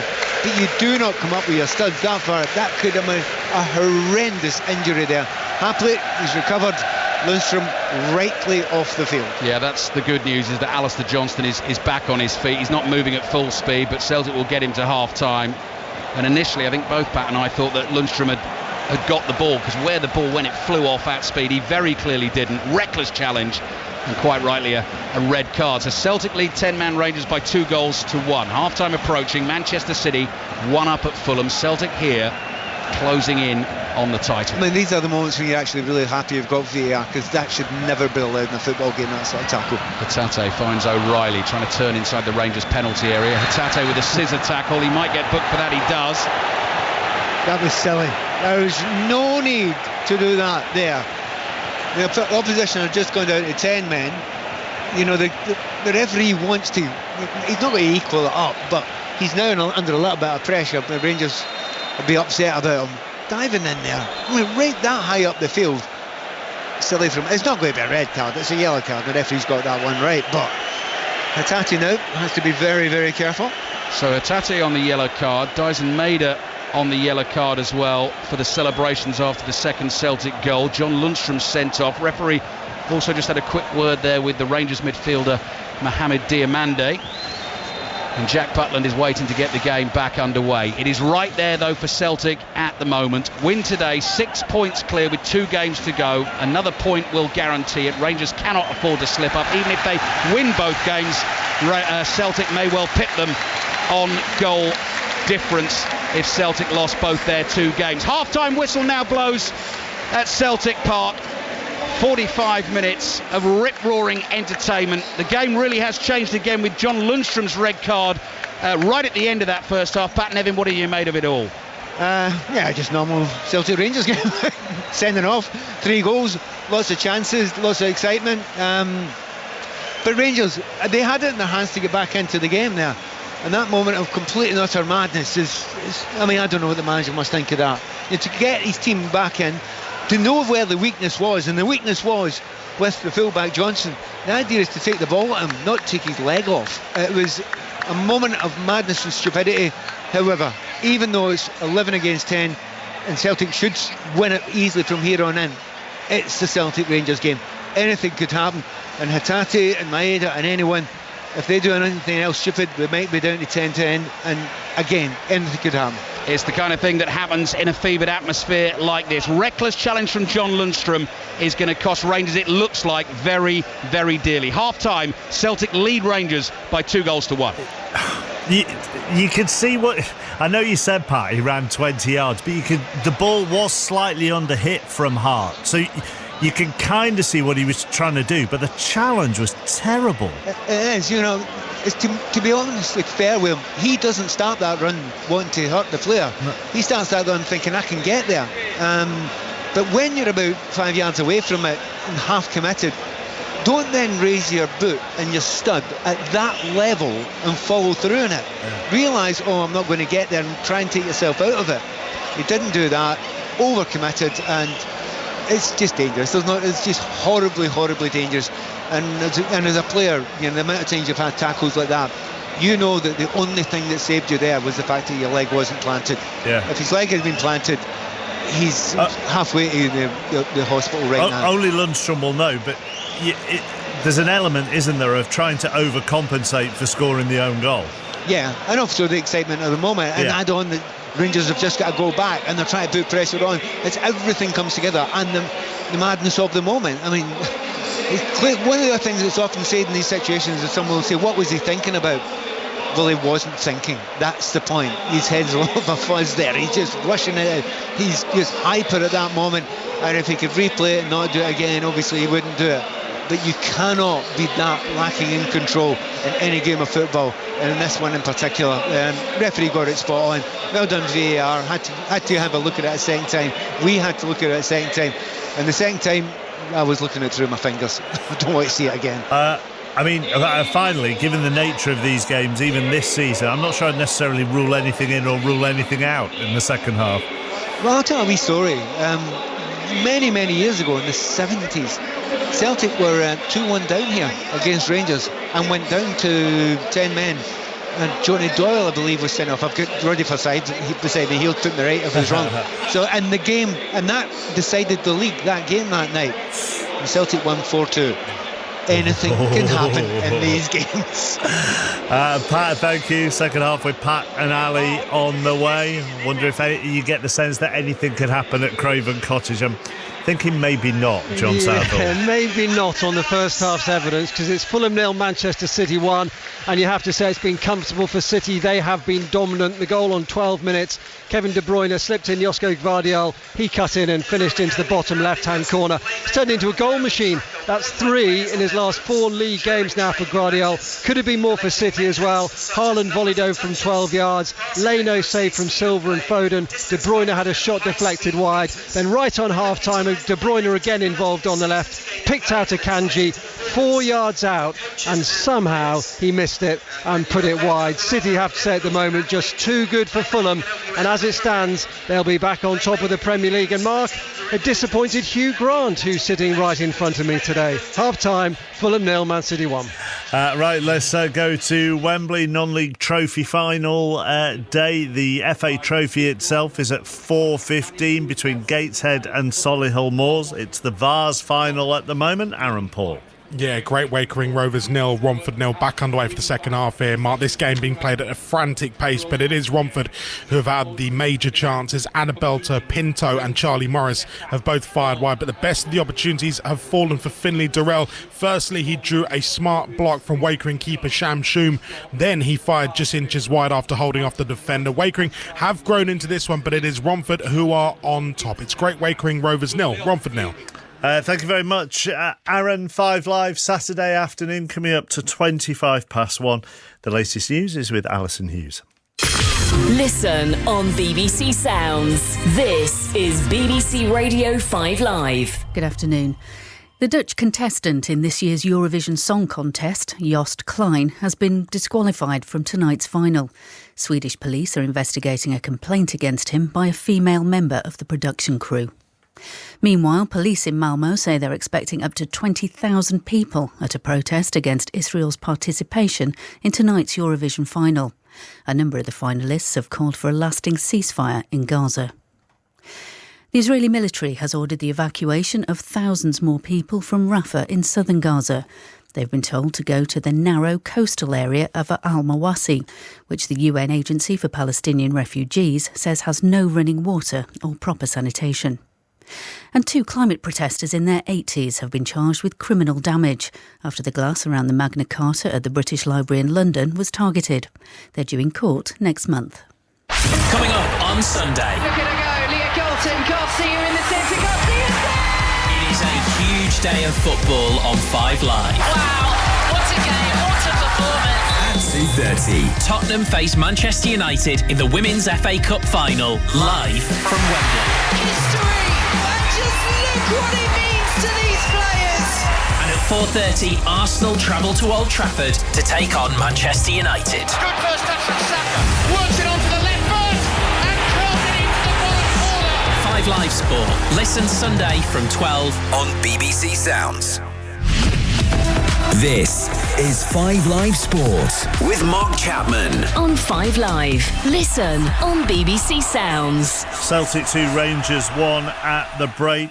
Celtic's second goal, an own goal from John Lundstrom, who subsequently got sent off. In the Premier League, Manchester City are going top. They lead at Fulham by 1-0. Gvardiol with the goal. The Derby and the Oaks at Epsom are just 3 weeks away, and the latest trials for those races take place at Lingfield this afternoon. John Hunt is there for us. And which of the 2 trials would you say looks the more significant? Well, it's difficult to tell, Mark, as we say good afternoon to you from a gorgeous Lingfield Park. The sun out, lovely day here, packed house. In the Oaks trial, for the fillies, of course, probably the best horse running today is a horse called Danielle. She's trained by John and Thady Gosden, father and son combination, and they, of course, won the Oaks 12 months ago. She looked great when she won her prep race for this at Wetherby, but has got to take another step forward this afternoon. So in terms of the most exciting horse today, she's probably it. They were a little bit concerned about the drying ground, but as things stand right now, an hour before the race itself, she's still an intended runner. But you just never know what the Derby trial will throw up. That's at 3 o'clock this afternoon as well. Aidan O'Brien's got 2 nice young horses who up until this point haven't looked stars in the making, but that might change by 3 o'clock today. They're called Illinois and the Euphrates, but against O'Brien's 2, a horse trained by Roger Varian at Newmarket. Varian won the 1,000 guineas last week, of course. This horse's name is Defiance, and he ran really well in a trial, one of the rare horses who has 2 trials before the Derby. He ran really well in the Epsom trial 3 weeks ago, and if he takes a step forward, he could write himself into the Derby picture as well. So 2 really, really intriguing races. Looking forward to them greatly. And the trials continue into this coming week with the final trials at York. Yeah, York's looking really good. Ancient Wisdom looking likely to run in the Dante Stakes next Thursday. There's an Oaks trial as well, the Musidora Stakes on Wednesday afternoon.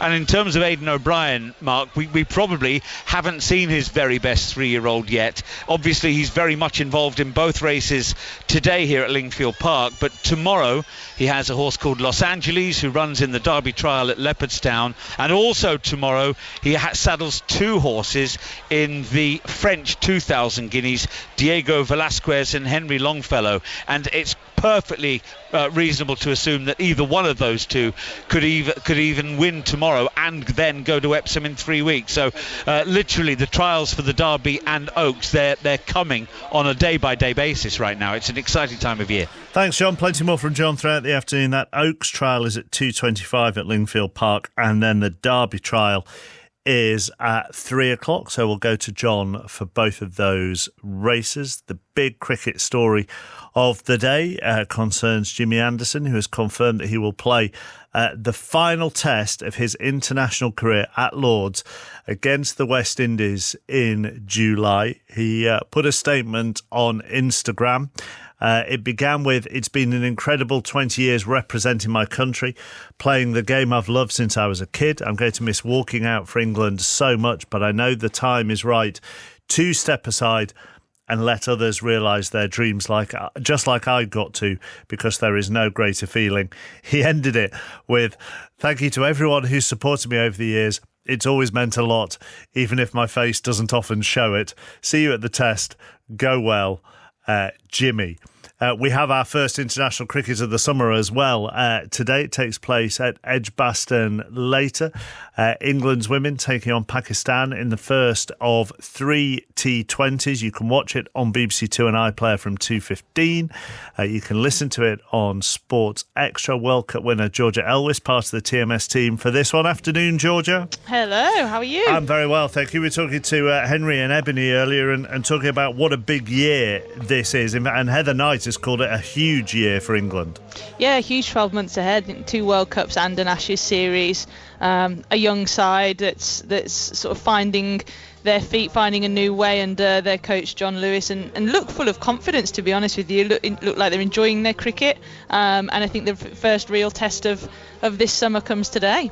Did they start to find their feet when they were in New Zealand and some new faces there whilst the Women's Premier League was going on? Yeah, I think so. I think that little clash allowed the likes of Lindsay Smith to come into the side, who's kept her place in the squad for this summer, which is brilliant to see, and allowed the likes of Lauren Filer and Danny Gibson to play bigger roles in the side. And I think it looks like a side that is really enjoying what they're doing. They're going about their business with smiles on their faces, which is good to see. And you can see that there's real depth in the squad. A notable omission from this squad for this summer is Sophia Dunkley, who's been in brilliant form in the domestic competition. But I think that shows the strength that we're starting to get around the sides of the squad as well. So a massive 12 months. And I think the girls now coming in and playing are enjoying what they're doing, but they're knowing that they have to perform, because quite quickly behind them there's somebody who could step in and take their spot if they don't. Thank you, Georgia. Georgia Elwys, part of the TMS team, 2:15 on Sports Extra, or on the iPlayer or on BBC Two. Deadlock has been broken at Wembley in the Vars final. Aaron.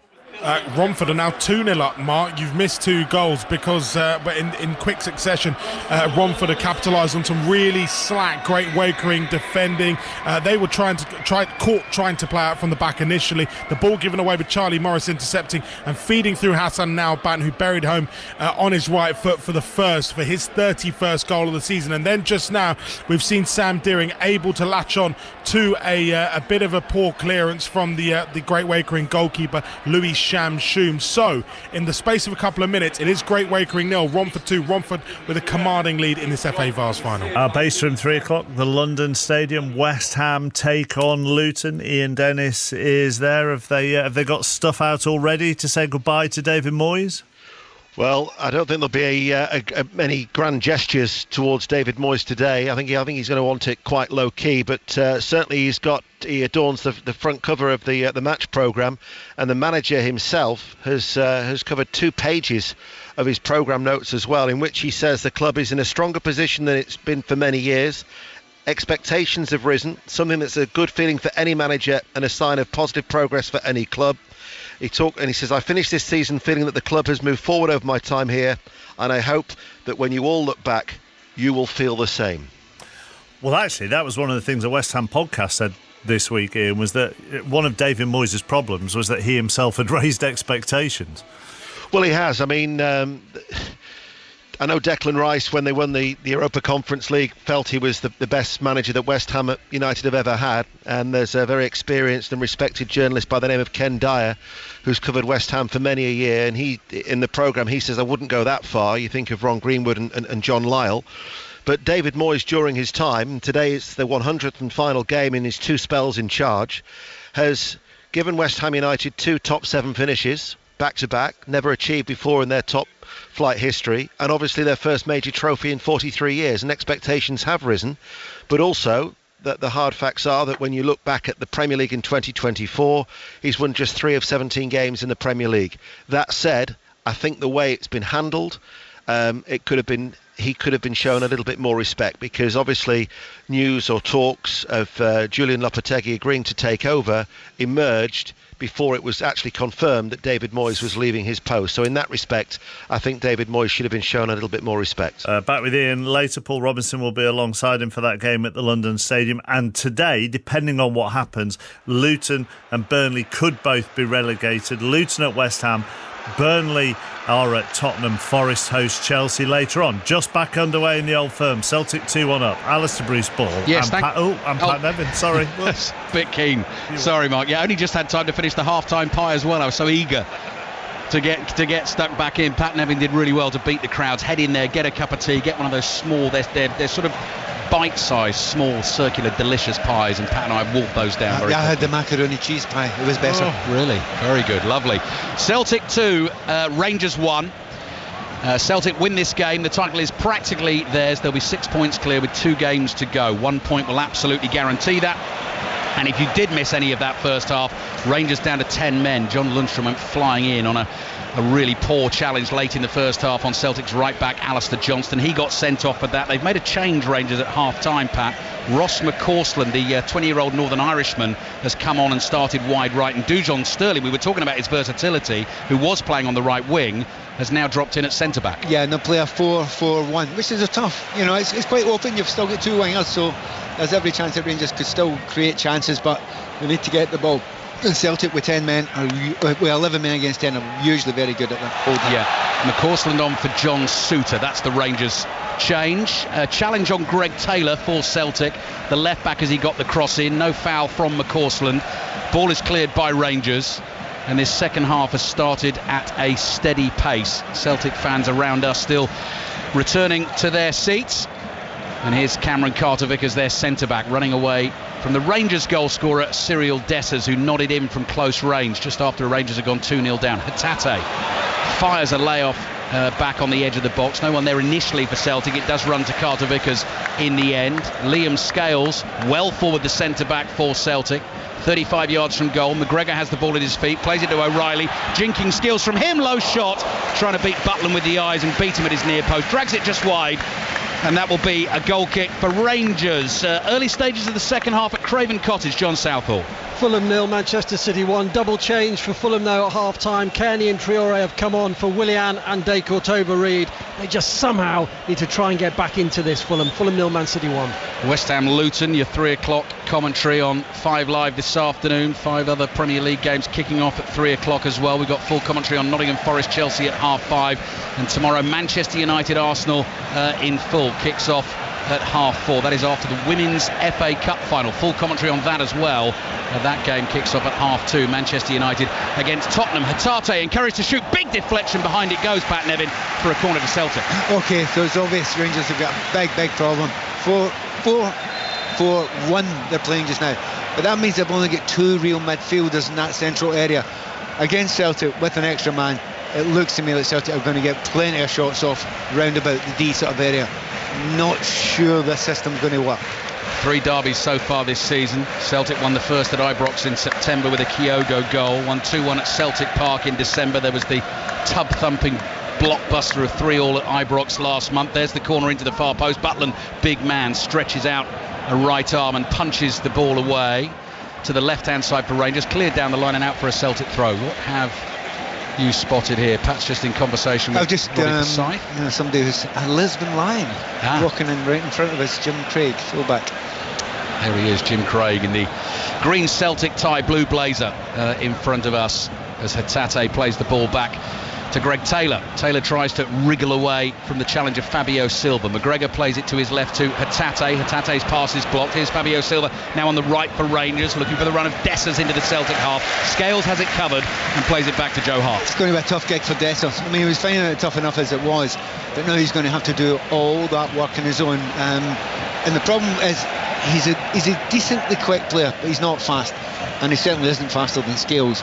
So it could be a long 45 minutes for Dessers if he lasts it. Pattern of the second half looks set. Celtic have every single outfield player in the green and white in an attacking position here away to our left, attacking that Jock Steen stand. Here's McGregor, edge of the penalty area, low shot, deflected, the ball spins away. Silva will get there first for Rangers, flicks it up in the air, beats Taylor, runs with the ball, but Maeder's quick and strong and gets in front of him and wins it back for Celtic. That's one of the loudest cheers we've had all afternoon. Oh, they absolutely love Maeder. I mean, the work rate of that guy is, I mean, I got some stats before the game. It's something like 40% more sprints than any other player. Any other player. Not just a bit better, miles better than any other player in the league. It's extraordinary. Tireless runner. Forrest plays the ball into O'Reilly. Was he tripped? Penalty for Celtic. This could be the moment they stick this away. It's a 2-goal cushion. Rangers down to 10 men. They complain about the decision. Willie Collum is on the spot. VAR will have a look. O'Reilly with a lovely turn inside the Rangers box. What do you think, Pat Nevin? Well, he's turned there, and if you're the defender and he's got beyond you, you have to get out of the way. You can't leave your feet in there to take him out. I don't think it's a deliberate trip, but you've got to get back a little bit and give him space. He's got right away there, so I have to say I would be really surprised if referee Willie Collins asked to change his mind, because it's not an obvious and clear error. No, it's Diamande who clips Matt O'Reilly's left leg. O'Reilly's pulling it back probably to shoot at that point, and Diamande runs into his path. I'd be amazed if they changed that at all. Well, Matt O'Reilly was tripped. He's the penalty taker for Celtic at the moment. Scored one in the derby last month. That was a clever little dink, actually, so I wonder what he's going to try and do against Jack Butland this afternoon, if indeed Celtic do get this penalty. It's quite slow. They're usually a little bit quicker here. Quite slow to make this decision. Look at everything. They want to get it right. They know if they get anything wrong in these situations, the VAR, they get hammered. Willie Collum, I thought he was about to put the whistle to his lips here. He's still waiting for the final word from the video assistant referee. Celtic leading Rangers 2-1. Manchester City 1-0 up at Fulham. Rangers down to 10 men. It's rotten if you're the penalty taker. You have to wait all this time, and especially if he knows he was clipped. So Matt O'Reilly, the penalty taker, has sort of moved himself away. Oh, hang on, Willie Collum's being sent to the screen. This might get overturned. Do you know what? I hate it when I'm looking at a third angle there. And you could make the argument that his leg goes out towards the Rangers defender. It's just one angle. All the other angles say it was clearly clipped. You know what? As a player, I would be given that as a penalty, because he's run across the back of him. Your legs, you're going to try and move your legs to get it out, but there's one angle that looks as if he's put his leg out. That's not a fair angle. For me, that's not a fair angle. And it looks as if he's deliberately thrown his foot out, and you know I hate that. Yes. I don't think he's doing that, but from one angle, it looks like that. There is a chance that Willie Collum might be tempted. Yeah, it's a little bit like the one that Kai Havertz won for Arsenal against Bournemouth the other day.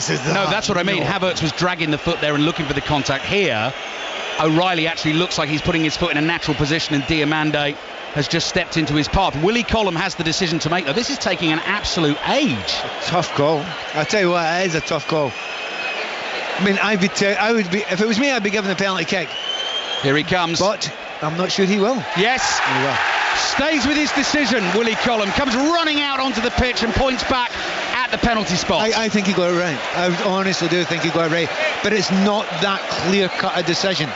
You know, there is a clip at the back. If you slow it down from one angle, it looks as if he moves his leg tiny wee bit out towards the defender. But that's a natural movement if you're trying to get your body out there to try and have a shot. I suspect most Rangers fans won't agree with that. But in all seriousness, most of the time that penalty kick's given, and most referees aren't even asked to go over and look. Pat Nevin with us here at Celtic Park on BBC Radio 5 Live and the BBC Sounds app. Matt O'Reilly, cool as a cucumber, eventually walks towards the penalty spot and plonks the ball down on it. Seconds before, he was doing keepy-ups, turning his back to the action while Jack Butland was talking to Callum McGregor. The referee was involved. He was surrounded by Rangers players. This could seal it for Celtic today, up against 10 men. O'Reilly from the penalty spot, it's poor. Butland dives to his left and palms it away. He guessed the right way. There wasn't much power on that from Matt O'Reilly. It remains 2-1. It's a terrible penalty kick.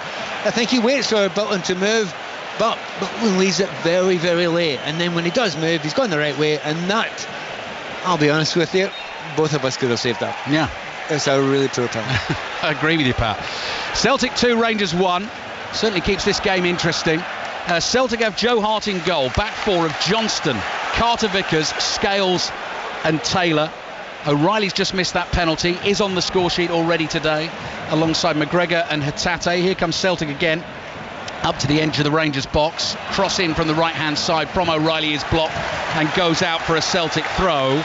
James Forrest, Dyson Maida, either side of the centre-forward Kyogo. There's been a Rangers reshuffle after the sending off of John Lundstrom, which sees Dujon Sterling now at centre-back alongside Ben Davis. Barisic and Tavernier are the full-backs. Diamande in that midfield with Tom Lawrence and Fabio Silva all in support of Cyril Dessers. Carter Vickers bringing it forward. Cross in from the right-hand side. Headed up in the air by Davis. Ball drops inside the Rangers box. Another header there from Sterling. Looked like Johnston got a little nudge in the back as he went for that ball. Play on though. Here's Celtic on the ball. Callum McGregor 25 yards out. Kyogo looking for a little flick there into the path of Johnston. The ball is cleared away and out for a Celtic throw on the left. This is hard work for Rangers, and they cannot get out. I was going to say they cannot get out of their own half. They cannot get out of their own 18-yard line at the moment. Celtic are playing this very well, holding the wall, but not doing it slowly, zipping it quickly, asking lots of questions of Rangers. That must be exhausting to play against. Yeah, Celtic keeping the pace up. They've taken the throw in. Scales threading one through to Kyogo. The ball runs away from him, but it runs to Callum McGregor.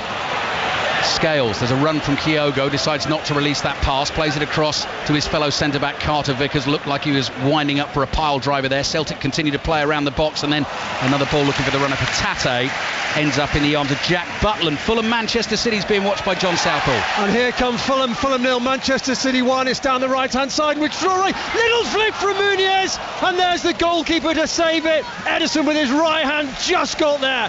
It's better from Fulham. Arsenal fans will be pleased about that, but it's Fulham 0, Manchester City 1. Yeah, Arsenal fans want the drop points at some point from Manchester City in these closing stages of the season, but City still leading by a goal to 0. Rangers fans hoping against hope at the moment. Another change coming for them in a second. It looks like it'll be a couple of changes. Yilmaz and Raskin will be the two players to come on for Rangers. Celtic keeping the pace up here. Scales passes the ball to Maida on the left-hand side. Maida has got Tavernier just backing away from him. Corner of the penalty area. Rolls it back to McGregor. McGregor's got time and space. Finds O'Reilly. Lays it off to Johnston. Into the path of Johnston now. Cuts it back into the near post. Nearly fell for Kyogo. And hurriedly cleared away by Ben Davis for Rangers. It is lovely the way Celtic play that way, isn't it? Nice little neat 1-2s. Everybody's running. Everyone's moving. There's always 2 or 3 options for you if you're on the ball. Again, if you're a midfield player or a wide player on the ball, it's an absolute joy that there's that willingness to run and make space and make your job easier. So they're looking good at the moment, but Rangers will keep on trying different things, and they're going to try something now. Yeah, double change coming for Rangers. Oh, we're checking a possible penalty here as well for a handball. I don't think anyone claimed for that. No, and it's been waved away pretty quickly as well. They couldn't make the change there, obviously, because they didn't know what was going to happen. So they've not made that change. 2 Rangers subs still waiting. 13 minutes flash by in the second half here at Celtic Park. Full commentary on West Ham Luton on the way at 3 o'clock. Ian Dennis and Paul Robinson will bring you that one. Team news from the 3 o'clock kickoffs coming in about 10 minutes or so. Here's Taylor. Taylor plays the ball to his right hand side. Celtic just working the space around the Rangers penalty area. McGregor lines up a shot.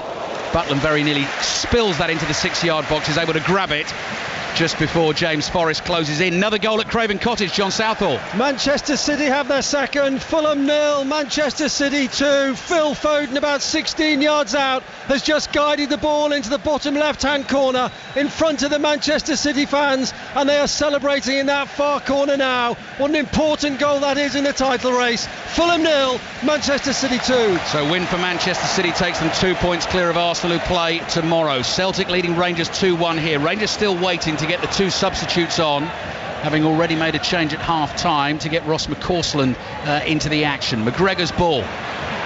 Shot lined up from the edge of the box, takes a double deflection, Mader's there, sticks it away, and then the offside flag goes up, and it rules that goal out for now. It did look extremely offside when the ball gets through to him, but you never know, they will check it. I mean, the Celtic have getting so many chances, so many areas that they get into, and I'm watching again just now, and yes, he is offside. Yeah, it was Matt O'Reilly's right-footed strike. He's had so many shots from that sort of range this afternoon. Has found the back of the net with one of them. He's missed the penalty as well. Soft penalty.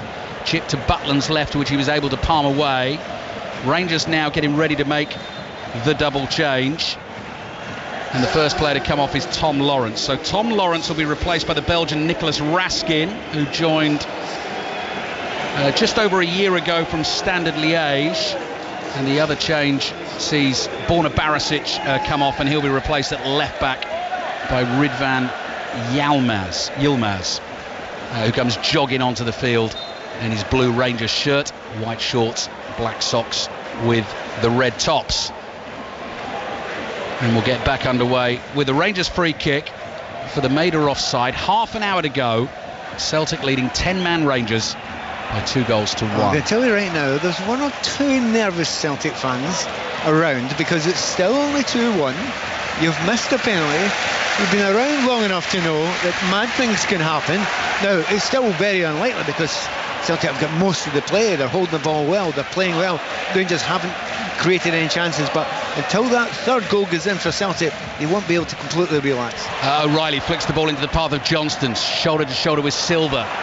The Rangers man wins that battle inside his own penalty area, tries to dribble away from trouble, half tackled, and the ball runs away for a Rangers throw inside their own half on the left. What Rangers will need to hold out for is the way Celtic play. They do play high tempo, and they might be hoping that Celtic will tire. We've seen that in games before. Celtic tire in 10-15 minutes before the end of the game, when the game's usually won anyway. The problem for Rangers is they play with 10 men.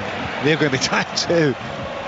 Diamande pokes the ball back into his own half. Here's Yilmaz with his first touch since coming off the bench. Plays it back to the centre-back Ben Davis. Davis, high lofted ball down that left-hand side, covered by Carter Vickers. Dessers tries to put him under pressure. Carter Vickers just holds his position, and it goes behind for the goal kick. And Joe Hart takes that immediately and gives it to Liam Scales. Rangers players back off, so Scales comes jogging up towards the halfway line. Fair-haired defender, shirt untucked in the green and white hoops, crosses the halfway line, looking for options. There's Hatate, who immediately side-foots a pass back to Scales. Another 1-2 with McGregor. And McGregor bounces off Raskin in the midfield. So much space, though, for Celtic to work with. Here's Forrest. Skips past the challenge of Yilmaz, 25 yards out in the inside right channel, lays it back to McGregor. McGregor's chip ball towards the far post. Mader can't get there, it goes behind for the goal kick. Back to Craven Cottage, John Southall. Fulham 0, Man City 2. Could have been 3 though. Erling Haaland, of all people, on the right of the penalty area, threw on goal, scooped it over the bar. He could not believe he'd missed it. Fulham 0, Man City 2. All the reaction to today's football, as always, in the Football Daily podcast, available for you via the BBC Sounds app. Rangers bringing the ball away down the left. They've won themselves a throw. Pat Nevin. Interesting what Brendan Rodgers does here. I mean, he's not made any changes, but these teams playing well. You know, they don't look tired or anything. So you ask yourself the question, why change it? On the other hand, some fresh legs. When Rangers are tiring, you must be tempted by that at some point. But Brendan Rodgers, he would just love another goal. Oh, clever turn from Kyogo. Then he tries to knock the ball past Sterling and pick it up the other side. It didn't quite work, and then Kyogo comes rushing in to try and win it back, knocks Yilmaz over, and that will be a free kick for Rangers. Well, the one piece of good news I would say for Rangers is they're trying to be positive.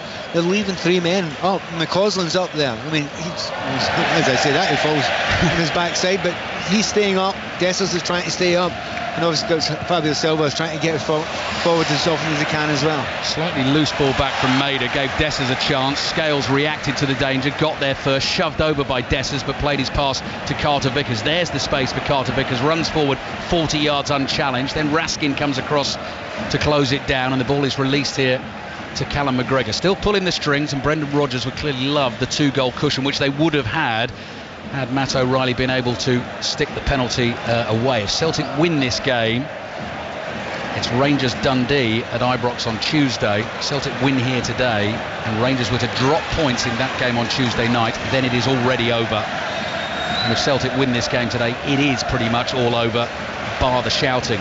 Carter Vickers towards McGregor. Rangers are chasing, which is going to be tiring. Here's Johnston. Oh, that's O'Reilly uses his body well. Then a little switch pass again to Johnston. Cross comes in, it's behind everyone. Runs through the penalty area and goes out for a throw into Rangers. It's that play we've been talking about all afternoon, isn't it? When they get to the 18-yard line, every player moves, but they don't move always in the directions you expect them to move. There's such a positivity and an attack-mindedness about them that players are coming from deep midfield, and as a defender, that must be horrendous to try and pick up everyone who's making these really unusual and interesting runs. James Tavernier has the ball for Rangers. They're still in touch here. They're trailing by 2-1, down to 10 men. The rash challenge from John Lundstrom just before half-time. Tavernier can't decide where to release the ball. Down the line he goes. Dessers flicks it on. Carter Vickers steps in, heads it away, falls to Fabio Silva. Dessers surely offside there, but the pass is way beyond him, and Joe Hart has it. Well, we were in a better position than the linesman, the assistant referee there. He was definitely offside. But it shows there are wee chances to break. Silva was up there as well. The ball couldn't get played. Dessers is working his socks off, but it's very, very hard for Rangers, and it'll get harder every single minute in this warm afternoon.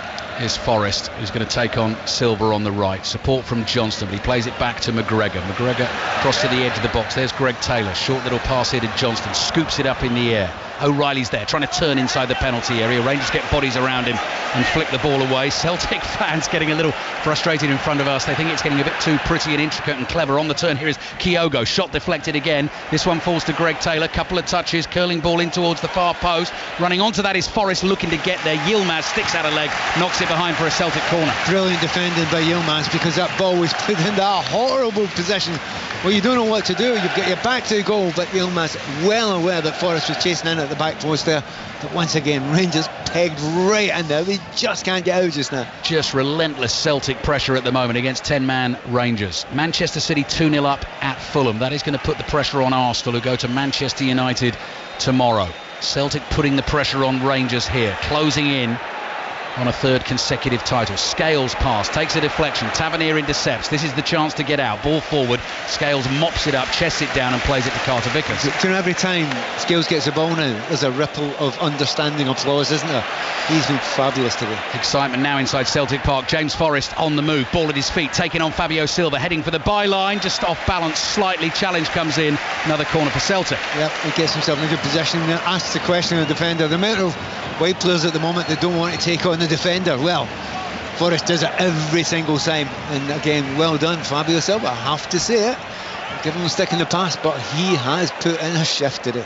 Celtic work the corner short. Here's O'Reilly, left-footed cross deep. Butland has it covered. It's an easy catch for him at the back post. The Rangers manager Philippe Clement, one of the things he said this week was likening this game, this atmosphere, to sort of gladiators for the players back in the day in the Colosseum. I think John Lundstrom may have just taken those instructions a little too far today. The ball is at the feet of Liam Scales. Excitement inside the stadium again. Scales forward to Taylor.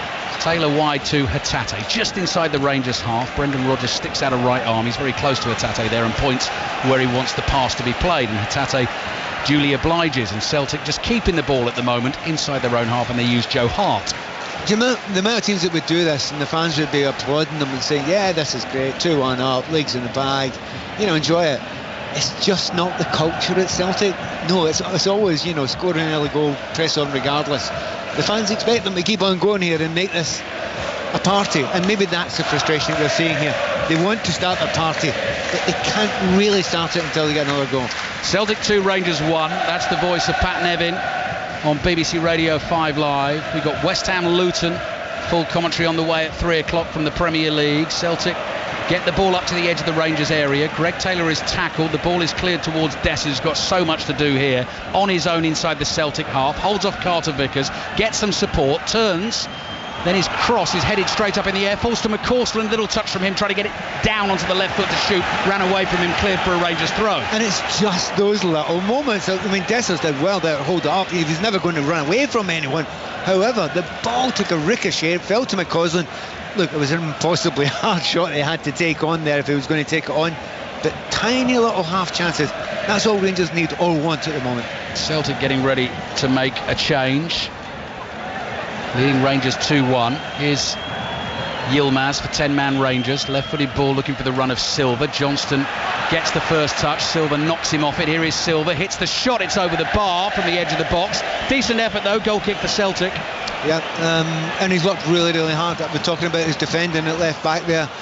And he's chased up there and got a shot just over the crossbar. And right now, Fabio Silva's administering a little bit of medical help to a Celtic player. I wonder if that's a first. An Old Firm derby. That's quite incredible. That you never ever see that. And Fabio Silva, who, to be fair, was probably enemy number 1 around here, having stolen that off Cantwell. There's a few Celtic fans going, well, you're not throwing yourself about anymore, and you helped one of our players.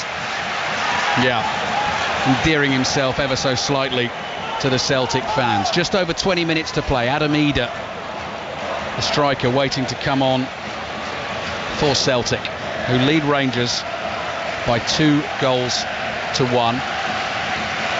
And it looks like Nicholas Kuhn, who was left out of the side today for Dyson Maeda, is coming on too. Raskins having his shirt tugged there by McGregor. Celtic lost the ball on the halfway line. McGregor had to kill it, he felt, and he is booked for the challenge. That's a very intelligent, inverted commas thing to do from McGregor.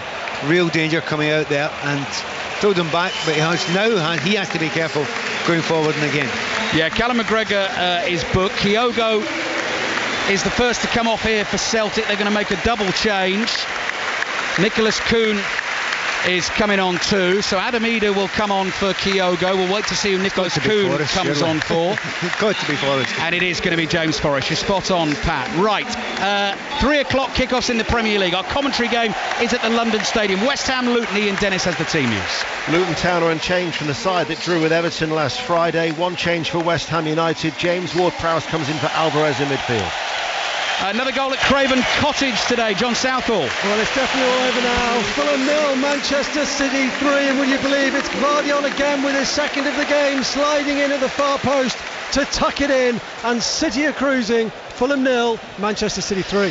Josko Gvardiol. Well. Well, not massively shocked in the end. No. If he'd watched him before he came to Manchester City, particularly playing for his national team as well, playing at centre back, he is world class in the making.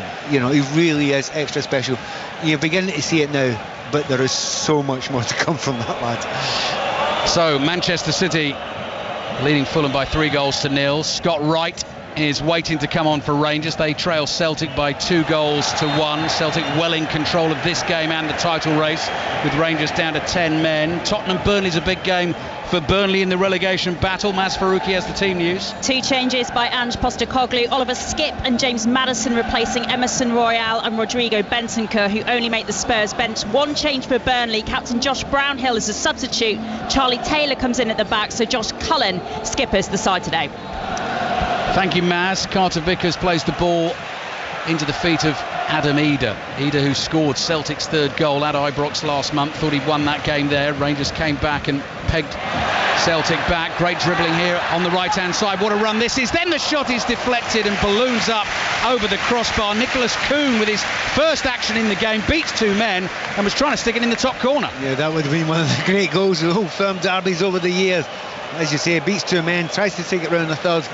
Good but desperate tackle there, and Kuhn has added that little bit of energy, and as we speak, I think that might be Johnson has gone down again. He's cramped. Remember, he did get that smack early on in the game, which may have had an effect on him. Yeah, it was John Lundstrom's tackle on Alistair Johnston. He is sitting down at the moment inside the Rangers half, breaking play while he'll receive a bit of treatment, but I think he's already signalled to the bench that he's not going to be able to continue, which would suggest that Anthony Ralston will come on for Celtic. While we wait for that change, let's get the team news from St James's Park. Newcastle face Brighton today. Will Perry. One Newcastle change from the win at Burnley. Anderson in for Wilson, who's not involved. Trippier's back on the bench. One change to the Brighton team that beat Aston Villa, and Ciso in for the injured João Pedro. Alistair Johnston, Canadian international, gets a standing ovation as he leaves the field here at Celtic Park. Ralston just checking the socks are okay, shoelaces done up before he heads into the action here. Bournemouth-Brentford kicks off at 3 o'clock in the Premier League. Team news on this one from Sheridan Robbins. One change for Bournemouth from the 3-0 defeat to Arsenal. Fullback Lloyd Kelly returns from illness. Alex Scott is the one to drop for the French. As for Brentford, they're unchanged from the 0-0 draw against Fulham. Scott Wright comes on for Fabio Silva, so his afternoon is over. Philippe Clement has a little word with Fabio Silva, just held him back for a second there and gave him a little message in his ear. Celtic corner, leading Rangers 2-1. Hatate is going to take this from the left-hand side.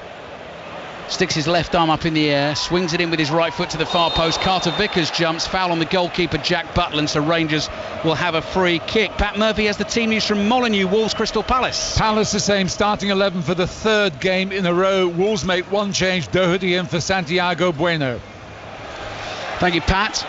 Free kick Rangers. Jack Butland is waving players forward. Still slightly nervy for Celtic fans, having missed the penalty in this second half from the left boot of Matt O'Reilly, leading by 2-1. Win this game and the title is practically there. Scales plays the ball forward to Callum McGregor. Last of the 3 o'clock kickoffs in the Premier League at Goodison Park. Everton, Sheffield United. Katie Smith. And two changes for both sides. For Everton, Seamus Coleman and Amadou Onana in for Godfrey and Harrison, while already relegated Sheffield United, Arma Hodzic, remember, suspended following his red card. Osborne also out. Vinny Souza and Larouci starting. Through ball very nearly found Dessers. Then the challenge on Callum McGregor. Celtic get the free kick. Pat Nevin.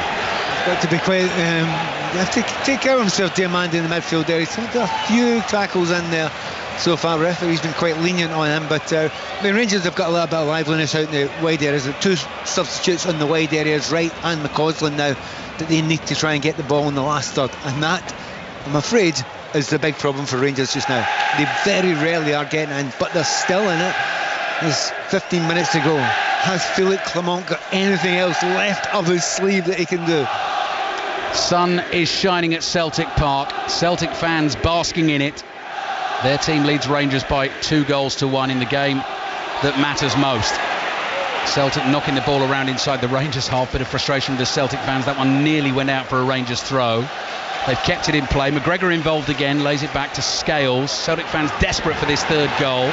Scales being urged to get the ball out from under his feet, which he does. Plays a nice pass to Maida. Maida on the outside. Cross comes into the box and Sterling's there to block it for Rangers. That goes behind for a Celtic corner. You sometimes forget about Maida, but he never stops running. He's always 100 miles an hour. Gets a decent edge cross in there, and that's what happens. He drives the winger back because then has to come all the way back to try and cover him. And that leaves, once again, Dessers up on his own. But still 15 or so minutes to go. And Celtic still aren't away from the Rangers yet. Yeah, leading 2-1. Rangers down to 10 men. John Lundstrom sent off just before half-time. Crazy challenge on Alistair Johnson. Miscontrol from Rio Hatate. Rangers able to bring it away with Scott Wright moving at speed. Fresh legs. He's going to take it past Callum McGregor. He's on the yellow card. He's got to be careful here. Wright holds him off. McGregor does brilliantly to slide in and block the shot. Hatate is back there and knocks it behind for a Rangers corner, and then apologises to the rest of his teammates for causing that problem. That was honestly a couple of diving in there, but we'll keep on saying it just needs a moment. Just a moment. And Philippe Clement has brought on two wingers with a little bit of pace, and Wright has shown there that three players. I think the referee's looking for a penalty kick there. Not a chance. There was no penalty kick there. But you know, the right pace there. He knows now that there's two or three players that he can do. Corner for Rangers, trailing 2-1. Yilmaz takes it with his left foot, an in-swinger to the far post. Joe Hart is in amongst the bodies, punches it away with his right hand, and it goes behind for another corner to Rangers from the other side. There were some questions, the goal that Celtic lost, that Dessler scored in the first half, that maybe the goalkeeper Joe Hart didn't cover himself in glory, and once again he's been jostled by about 6 players there. Yeah, a whole heap of bodies around him on the goal line here. Stuff being thrown at James Tavernier. Understandably he's walking away. Actually, do you know, You can't be doing that. I mean, that's where the Celtic inverted commas ultras hang about, and he's taking the coins or whatever it is that's been thrown towards him to the referee. Yeah, that corner away to our right-hand side, that little section between the... There's more stuff. Yeah, you can see it. Tavernier's going to get on with it though. Whips it into the near post. Ball is headed straight down into the ground. Another chance to clear, only as far as Tavernier controls it with his right foot inside the Celtic penalty area. Being moved away from goal, chips the ball into the box, and Joe Hart makes a very comfortable catch. Celtic leading Rangers 2-1. Greg Taylor comes sliding in, wins the ball off Raskin. Handball though by Taylor as he slid in. That will be a free kick to Rangers inside the Celtic half. That's some spot by the referee, that, because the two players were careering into each other. I actually thought he got the ball clean, but the referee's just a little bit closer than us. Must have spotted it there. Right, Rio Hatate is coming off for Celtic. He will be replaced by fellow Japanese Tomoki Iwata. Will come into the Celtic midfield. Hatate has not featured consistently throughout this season for Celtic, but his return recently, along with the likes of Callum McGregor, James Forrest finding form on the flank for Celtic as well, has made a real difference for them. But I do think Hatate, when he's fully fit, does play. Absolutely. He's had quite a number of injuries, but he certainly is a decent game today. Free kick for Rangers, still fighting. Tavernier, high one, into that Celtic penalty area. Raskin chases it all the way across the byline, takes the corner flag with him in his right hand, just lays that on the floor and leaves it on the pitch just to delay Celtic taking their throw in, but Celtic quite happy they lead 2-1. No, that's the right thing to do there. If you're the defender, don't you go sticking the flag back in. They'll take a throw and they'll leave you there. You have to get yourself back, get your shape, see if you can still hold off Celtic, which Rangers have managed to do for almost the entirety of this second half. Remember, with the 10 men, there have been a few shots on target. There's not been that many clear-cut opportunities apart from the penalty kick. 10 minutes remaining in the game, plus added time. Celtic with the man advantage, which they've had for all of this second half, and they lead Rangers by 2 goals to 1. About to take a very firm grip on the Scottish Premiership title. Just 1 point needed after this if they win this game to absolutely guarantee it and rubber stamp it. Free kick for Rangers just inside the Celtic half. Ben Davies puts the ball down, wants to take it quickly. The free kick was actually a little bit further forward, so Davies is asked to do that again. Rolls it to Yilmaz. I mean, I'm surprised the Rangers tried to take that quickly there. They need to probably get the balls into the box as often as they can now. You know, in open play, they've just not been able to create anything, and especially with 10 men. However, set pieces, no problem. Just get everyone in there. This game is not over yet. Celtic 2, Rangers 1. Rangers free kick comes from deep. Yilmaz kills it into the edge of the box. It bounces inside the Celtic penalty area. Runs out to the right. Tavernier is there first. Mader's with him, of course, for Celtic. Played back to Sterling. Sterling across to Diomande. Diomande chips a ball to his left. That was a really hard one for Scott Wright to deal with. Heads it back to Yilmaz. He's tackled and the ball comes off Yilmaz and goes out for a Celtic throw. Kind of a snapshot of what's wrong with Rangers in comparison with Celtic. Diomande gets the ball there. There is a ball on. He's got a man to his right, Tavernier, utterly in the clear, in the most dangerous position. Spots him, doesn't play him in. Goes left, loses the ball. Celtic generally make better decisions in midfield. They don't give the ball away that easily. And if there's a position that's open, they play the right ball. Diomande wasn't able to do that. Those are the thoughts of Pat Nevin. Celtic 2, Rangers 1. Manchester City 3-0 up at Fulham. And moving a couple of points clear of Arsenal at the top of the Premier League table as Celtic attack down the right-hand side. Cross whipped into the near post. Eder's trying to scramble it across the goal line. Wouldn't fall for him. And Butland is able to pick it up for Rangers and immediately slings it out to his right to Tavernier. Well, Eder may claim that he's on. He's not quite warmed up yet. Well, it'll be warm enough. It's a warm enough day. But he's not been able to get his feet right. I thought that was a phenomenal chance. Certainly the best chance since the penalty kick. Celtic fans not happy with that decision made by Willie Collum. Rangers have been given a free kick for a challenge by Iwata in midfield. Another change for Rangers. Cyril Dessers comes off to be replaced by the evergreen Kemar Roof. 31-year-old now into his 4th season at Rangers. Can he come on and make the difference? The game ends up as a draw. If Rangers are able to peg Celtic back, then it's still a 3-point lead for Celtic with 2 games to go, but it would be 4 points needed to guarantee the title. Rangers play first on Tuesday night against Dundee, so Were this to finish a draw, they could get themselves level on points, put that bit of pressure on Celtic. Well, it's big pressure because it's Kilmarnock. Exactly. Tavernier's free kick chipped forward, headed on by Raskin. Nodded away only as far as Diamande, went for the left foot curler. McGregor's gone down holding his chest. The wind has been taken out of him there. The ball is still in play. Celtic have it on the right. Ralston plays it to Carter Vickers. Roof with the challenge. Carter Vickers goes down. Celtic get the free kick in the right back position. Yeah, just to finish that point about Kilmarnock, they have beaten Celtic twice down at Rugby Park this season. And Rangers have lost down there as well. This is not an easy one at Rugby Park, and they'll be up for it. Certainly, you add on the fact that it's a plastic pitch as well. Yeah, it's not an easy place to go. So Rangers will be desperate to get a point back here. Yeah, Celtic 2, Rangers 1. And in terms of those games for Celtic this season, that was one of the things that struck me doing the notes for this game. Celtic have dropped 21 points this season, only 2 of those against Rangers, 19 against the other teams in the division. Rangers have dropped 24 points this season, but 8 of those against Celtic, and 16 of those against the other teams in the division. Celtic looking to kill it here with a third goal. Eder onto the ball. Mader's in the middle. He can't find him. Sterling's in the way to block it, knock it over his own bar. Corner for Celtic. Oh, come on, is that the best piece of defending you've seen today there? Oh, what a horrible position you get yourself into. It's not his fault there, but he positions himself brilliantly there, Sterling, but he still has so much to do to put it over the crossbar from about 3 yards. Does so brilliantly. I think he'll be smiling, pleased with himself with that.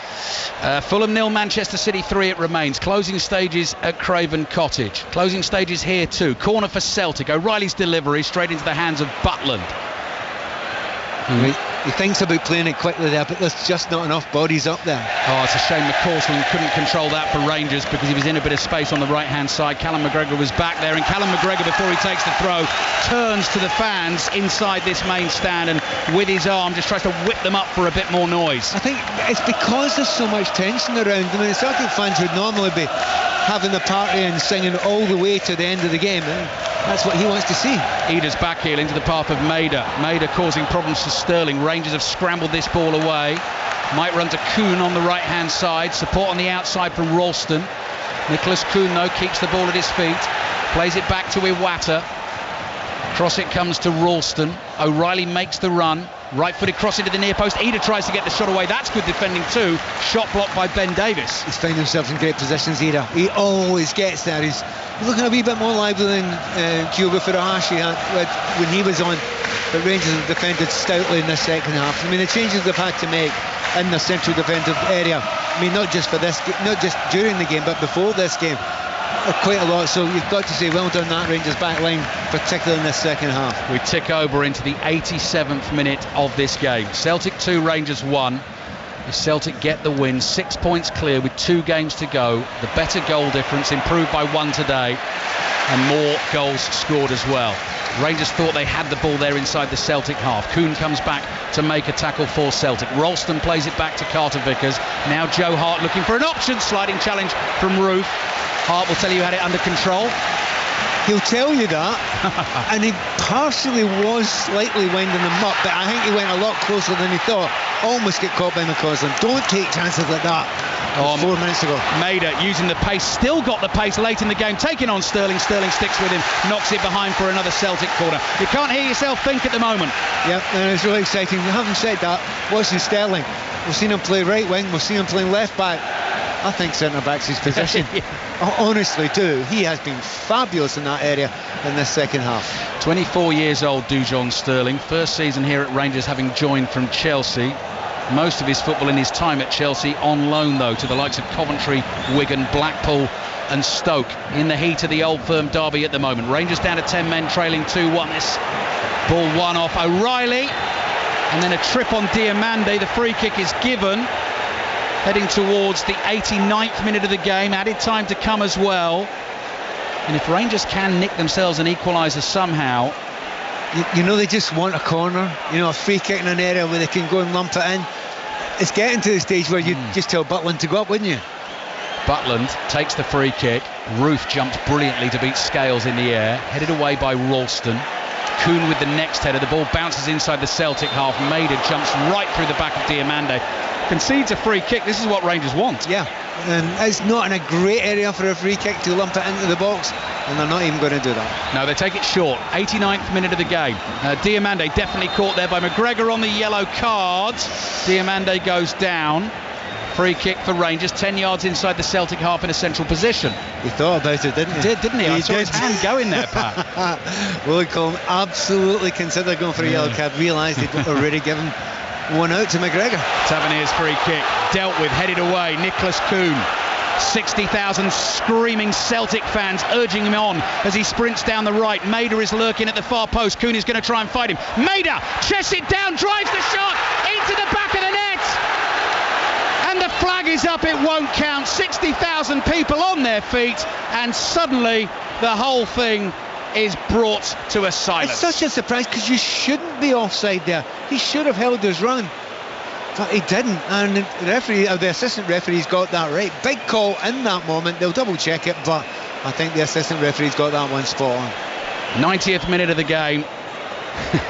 Celtic fans still on their feet all around us. The shot went under Jack Butland.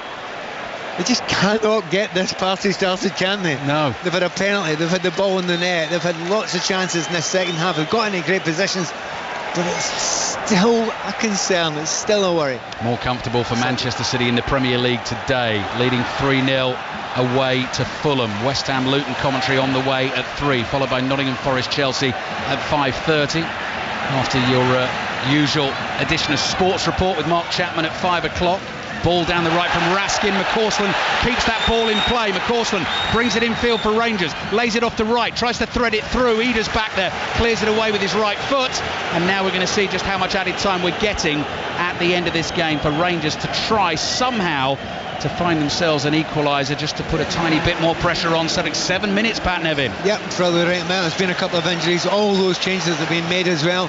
Celtic fans are furious there. They were convinced McCausland took the ball out, but the assistant referee, who was not quite close enough, he was only 4 yards away from it. Butland's long ball. Header won by Raskin. McCausland in space on the right hand side. Cross comes in. Scale stretches out a leg. McGregor hoists the clearance up in the air. Raskin jumps for it. The ball drops just outside the Celtic penalty area. Sterling can't hold off Maida. Maida wins it, and out it goes for a Rangers throw on the halfway line. Brilliant possession. Rangers got themselves in there. McCausland down the right hand side, but this time magnificent defending by Scales. Again, I keep on saying it, he has had a brilliant game today.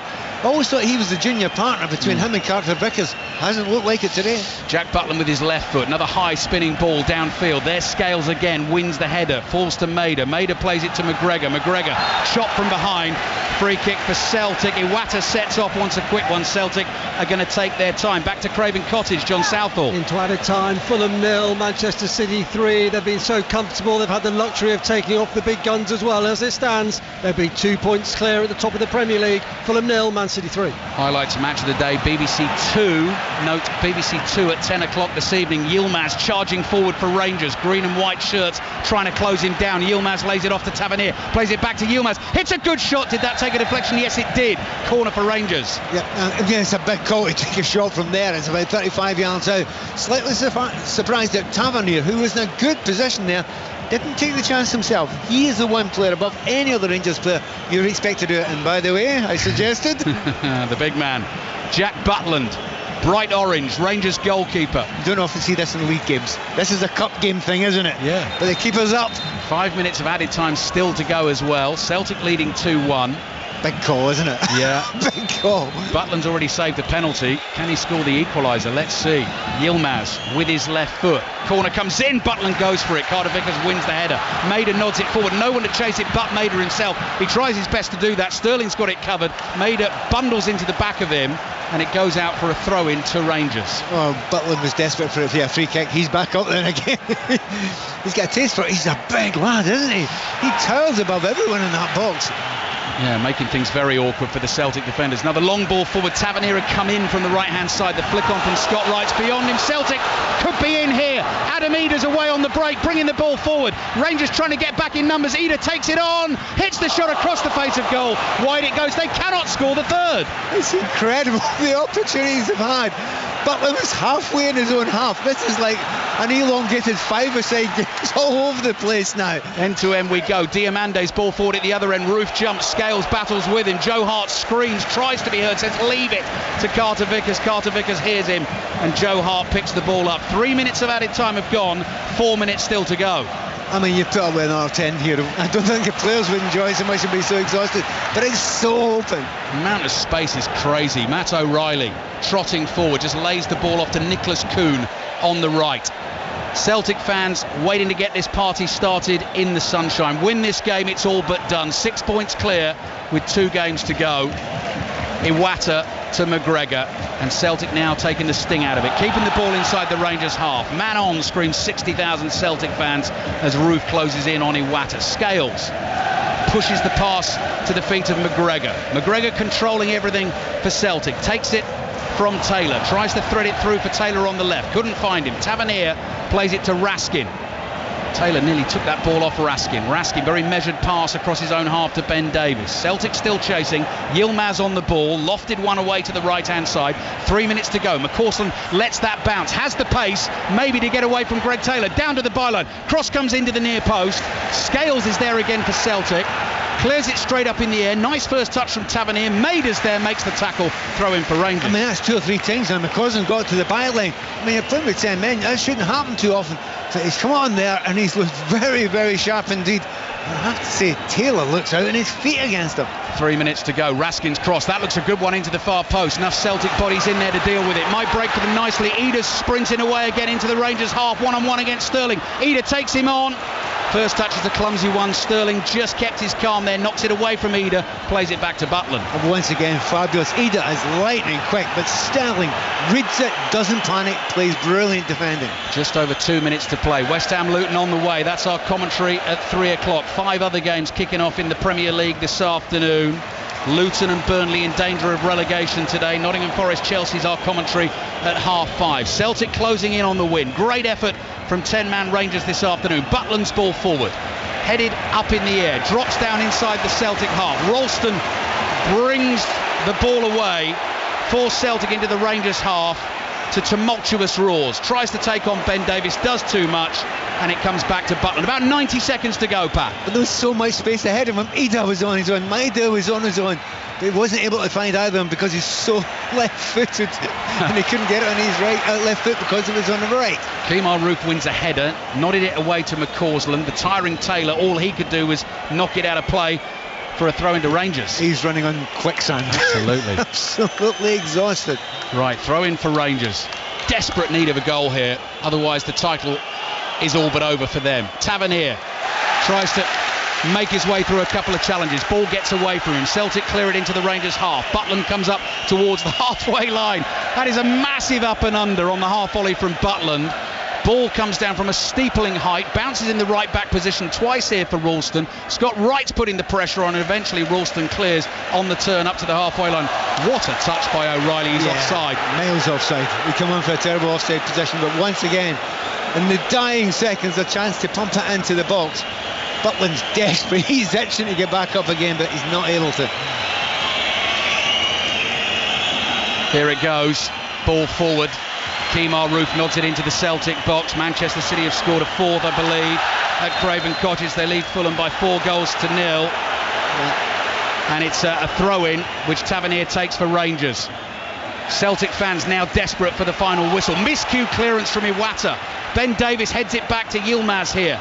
10 seconds to play, and then it's up to referee Willie Collum on any extra time he wants to add on. Rangers still have it. Cross comes into the box. McCausland nods it down. It's behind Tavernier. Not long left for Rangers. Raskin's curling ball into the far post. Flick header out of the penalty area. Celtic fans still baying for the final whistle. Scott Wright's cross comes into the box. McGregor heads it away. And that's that! Celtic get the win. They can almost taste the title. It is nearly theirs. 1 more point will do it with 2 games to play. And even if they don't win either of those last 2 games, if they lose them both, they may still get it anyway. 10-man Rangers gave it everything at Celtic Park this afternoon and really gave Celtic a fright late in the game. But it looks like Celtic are heading for a 12th title in 13 seasons. They've beaten their greatest rivals again by 2-1. Yeah, well, on the day, Celtic were the better football team, and over the season they probably have been as well. But Rangers have fought and battled and chased as much as they possibly could. It's not over, as you say, yeah, but today almost epitomised it. The slight lack of professionalism there are in certain parts of this Rangers team where you don't get that with the Celtic team. Celtic 2-0 up there, deservedly 2-0 up, play some beautiful football, but Rangers showed the fight and the battle back. Well done to their manager, making sure that they've got players that are improving under him, and that is definitely the case with on the right hand side with Dujon Sterling's been brilliant today, and there's been a number of others, but in the end it's secondary. They've not quite been good enough today, and a lot of talk about a lot of different things, but in the end there's not one Rangers fan right now who's got Lundstrom on their Christmas card list. Had he not been sent off, who knows what would have been happening today.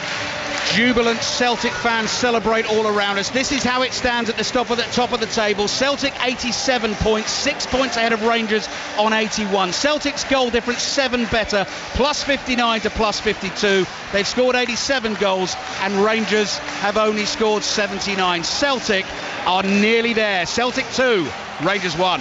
They are nearly there, but goodness me, they made it hard for themselves in the second half by not killing Rangers off, didn't they, Pat? Well, they had the chances then, the penalty kick, which was, I have to say, an awful one. But certainly chance after chance. Well done Rangers, for particularly two centre-backs. I thought they defended brilliantly in that second half. You had Dessers and Dujon Sterling went back there and played brilliantly well. And, you know, there was a lot of hard work needed for a 10-man team away from home at Celtic Park with no fans. You know, to really fight and battle and chase and give themselves little half chances here and there. So oddly enough, I think Rangers manager will be very proud of his team for the efforts that they made today. But it's not over a day, it's over a season. And over a season, that cuteness, that understanding, that cleverness in the midfield and a killer striker now and again, that's what Rangers have lacked. Clement's only been here for a few months. He will come stronger next year, I'm sure Rangers will as well. And Brendan Rodgers will have to lift this team. But as we speak just now, Celtic made it tough. That they'll be a better team next season as well. It's not over. They're doing a lap of honour here, and it is so noisy I can hardly hear myself talk. But it's another lap of honour when they finally officially win it, because it's not officially done. No, and that's the thing, isn't it, Pat? The bigger picture, Philippe Clement can take positives out of that, but really, in the old firm, in a title race, the bigger picture has to wait for another day. Well, if you're Rangers, you'll take the bigger picture right now. Well, you'll try and forget about the actual here and now. Yeah, no, you will. But in the end, Celtic, as I say, they have been the better team in the league this season, so they deserve it. But, you know, it takes a little bit of time to build a football team, and watching what Clement has done with that Rangers side, he has improved them, there is no doubt. And as I say, certain players he's improved. Fabio Silva particularly, he's made him a better player in the last few weeks even. So, yeah, he'll try and take the positives. The other thing you need to remember, and I'm guessing Alistair Bruce Ball just about to jump in and say the same, season ain't finished yet. Well, that's what I was going to say. So 1 point guarantees it, but the other thing I did want to say, Mark, was Rangers are next in action. Rangers against Dundee on Tuesday night. If they don't win that game, then Celtic are champions on Tuesday night without kicking another ball. Rangers have to win the last 2 games. It's probably not going to be enough. Well, when I say the season's not finished, there's a cup final left between Celtic and Rangers. Yeah. So you can't ignore that as well. So if you're Clement and you're Rangers, you think, okay, we've just about lost the league. Concentrate now. We've got another big time. We can come out at the end of this competition or the end of this season and say there have been 2 competitions won. You can be delighted with that. It comes back to, doesn't it, really, those moments that, and I can remember being on air, I think, for virtually all of these. It comes back to those moments where actually Rangers had this in their hands and then went and made a mess of it. At home to Motherwell at the beginning of March when they were beaten 2-1. Having got that point in the last Old Firm at Ibrox, then a week later going to Ross County, and actually, Pat, I watched that deservedly losing that 3-2. Before then, that goalless draw at Dundee. They're the moments for Rangers when it actually has been in their hands and they've let it slip. Well, a couple of things. Yes, I agree with it completely. I agree with you totally. The Ross County one seemed to be the one, didn't it? Because it wasn't a great performance. Yes, they had the ball, etc., but they should have created a lot more, and there didn't seem to be quite enough desire. The team that had the desire that day was Ross County. So you need desire, even when it's away up in the Northern Highlands. You need to do it every single time, and that's what this Celtic team do. So you're right, that's where it's been lost. I mean, you look at the fact that in the vast majority of the games, Rangers, even against the teams other than the Old Firm, Rangers are holding their own and even better. But it's in these games, we often try and make the point, you don't win the title in these games. Actually, this season, yeah, you do. This is where Celtic have won the title. Playing against Rangers, getting the better of them, and making enough of a gap that they might actually have a little bit of a party again here in the last day of the season. And Ali, as you keep telling me, it's not mathematically over. I'd like you to make that argument to most of the people in that stadium at the moment. Yeah, I think that would be quite hard to do, and certainly as the afternoon goes on and people head out into the sunshine and enjoy their afternoon, they're not going to listen. I don't really think that, Mark. You've got to say that, haven't you? I mean, the numbers tell you it can still be done. Celtics, had they not gone on, if they don't go on to win the title this season, if you flip the point Pat was just making, Celtic have been brilliant in these games. They've been sloppy in the other games. They've dropped more points against the other teams, but they've done it in these games. So that's why you just think, Kilmarnock away, they've lost there twice this season. You never know. But I think now, having won this game, they have enough in hand, don't they? Can I make an argument then for it? Kilmarnock is the worst place to go and visit if you're Celtic or Rangers this season because of the plastic pitch and because of what they've done against Celtic and Rangers this season. If Rangers can beat Dundee and Celtic lose against Kilmarnock, there'll be jitters against St Mirren here at Celtic Park. So it isn't absolutely over. It's unlikely, but it's a possibility. Pat, Ali, thank you very much. So we move on to Tuesday. In the title race in Scotland, Celtic need just one more point.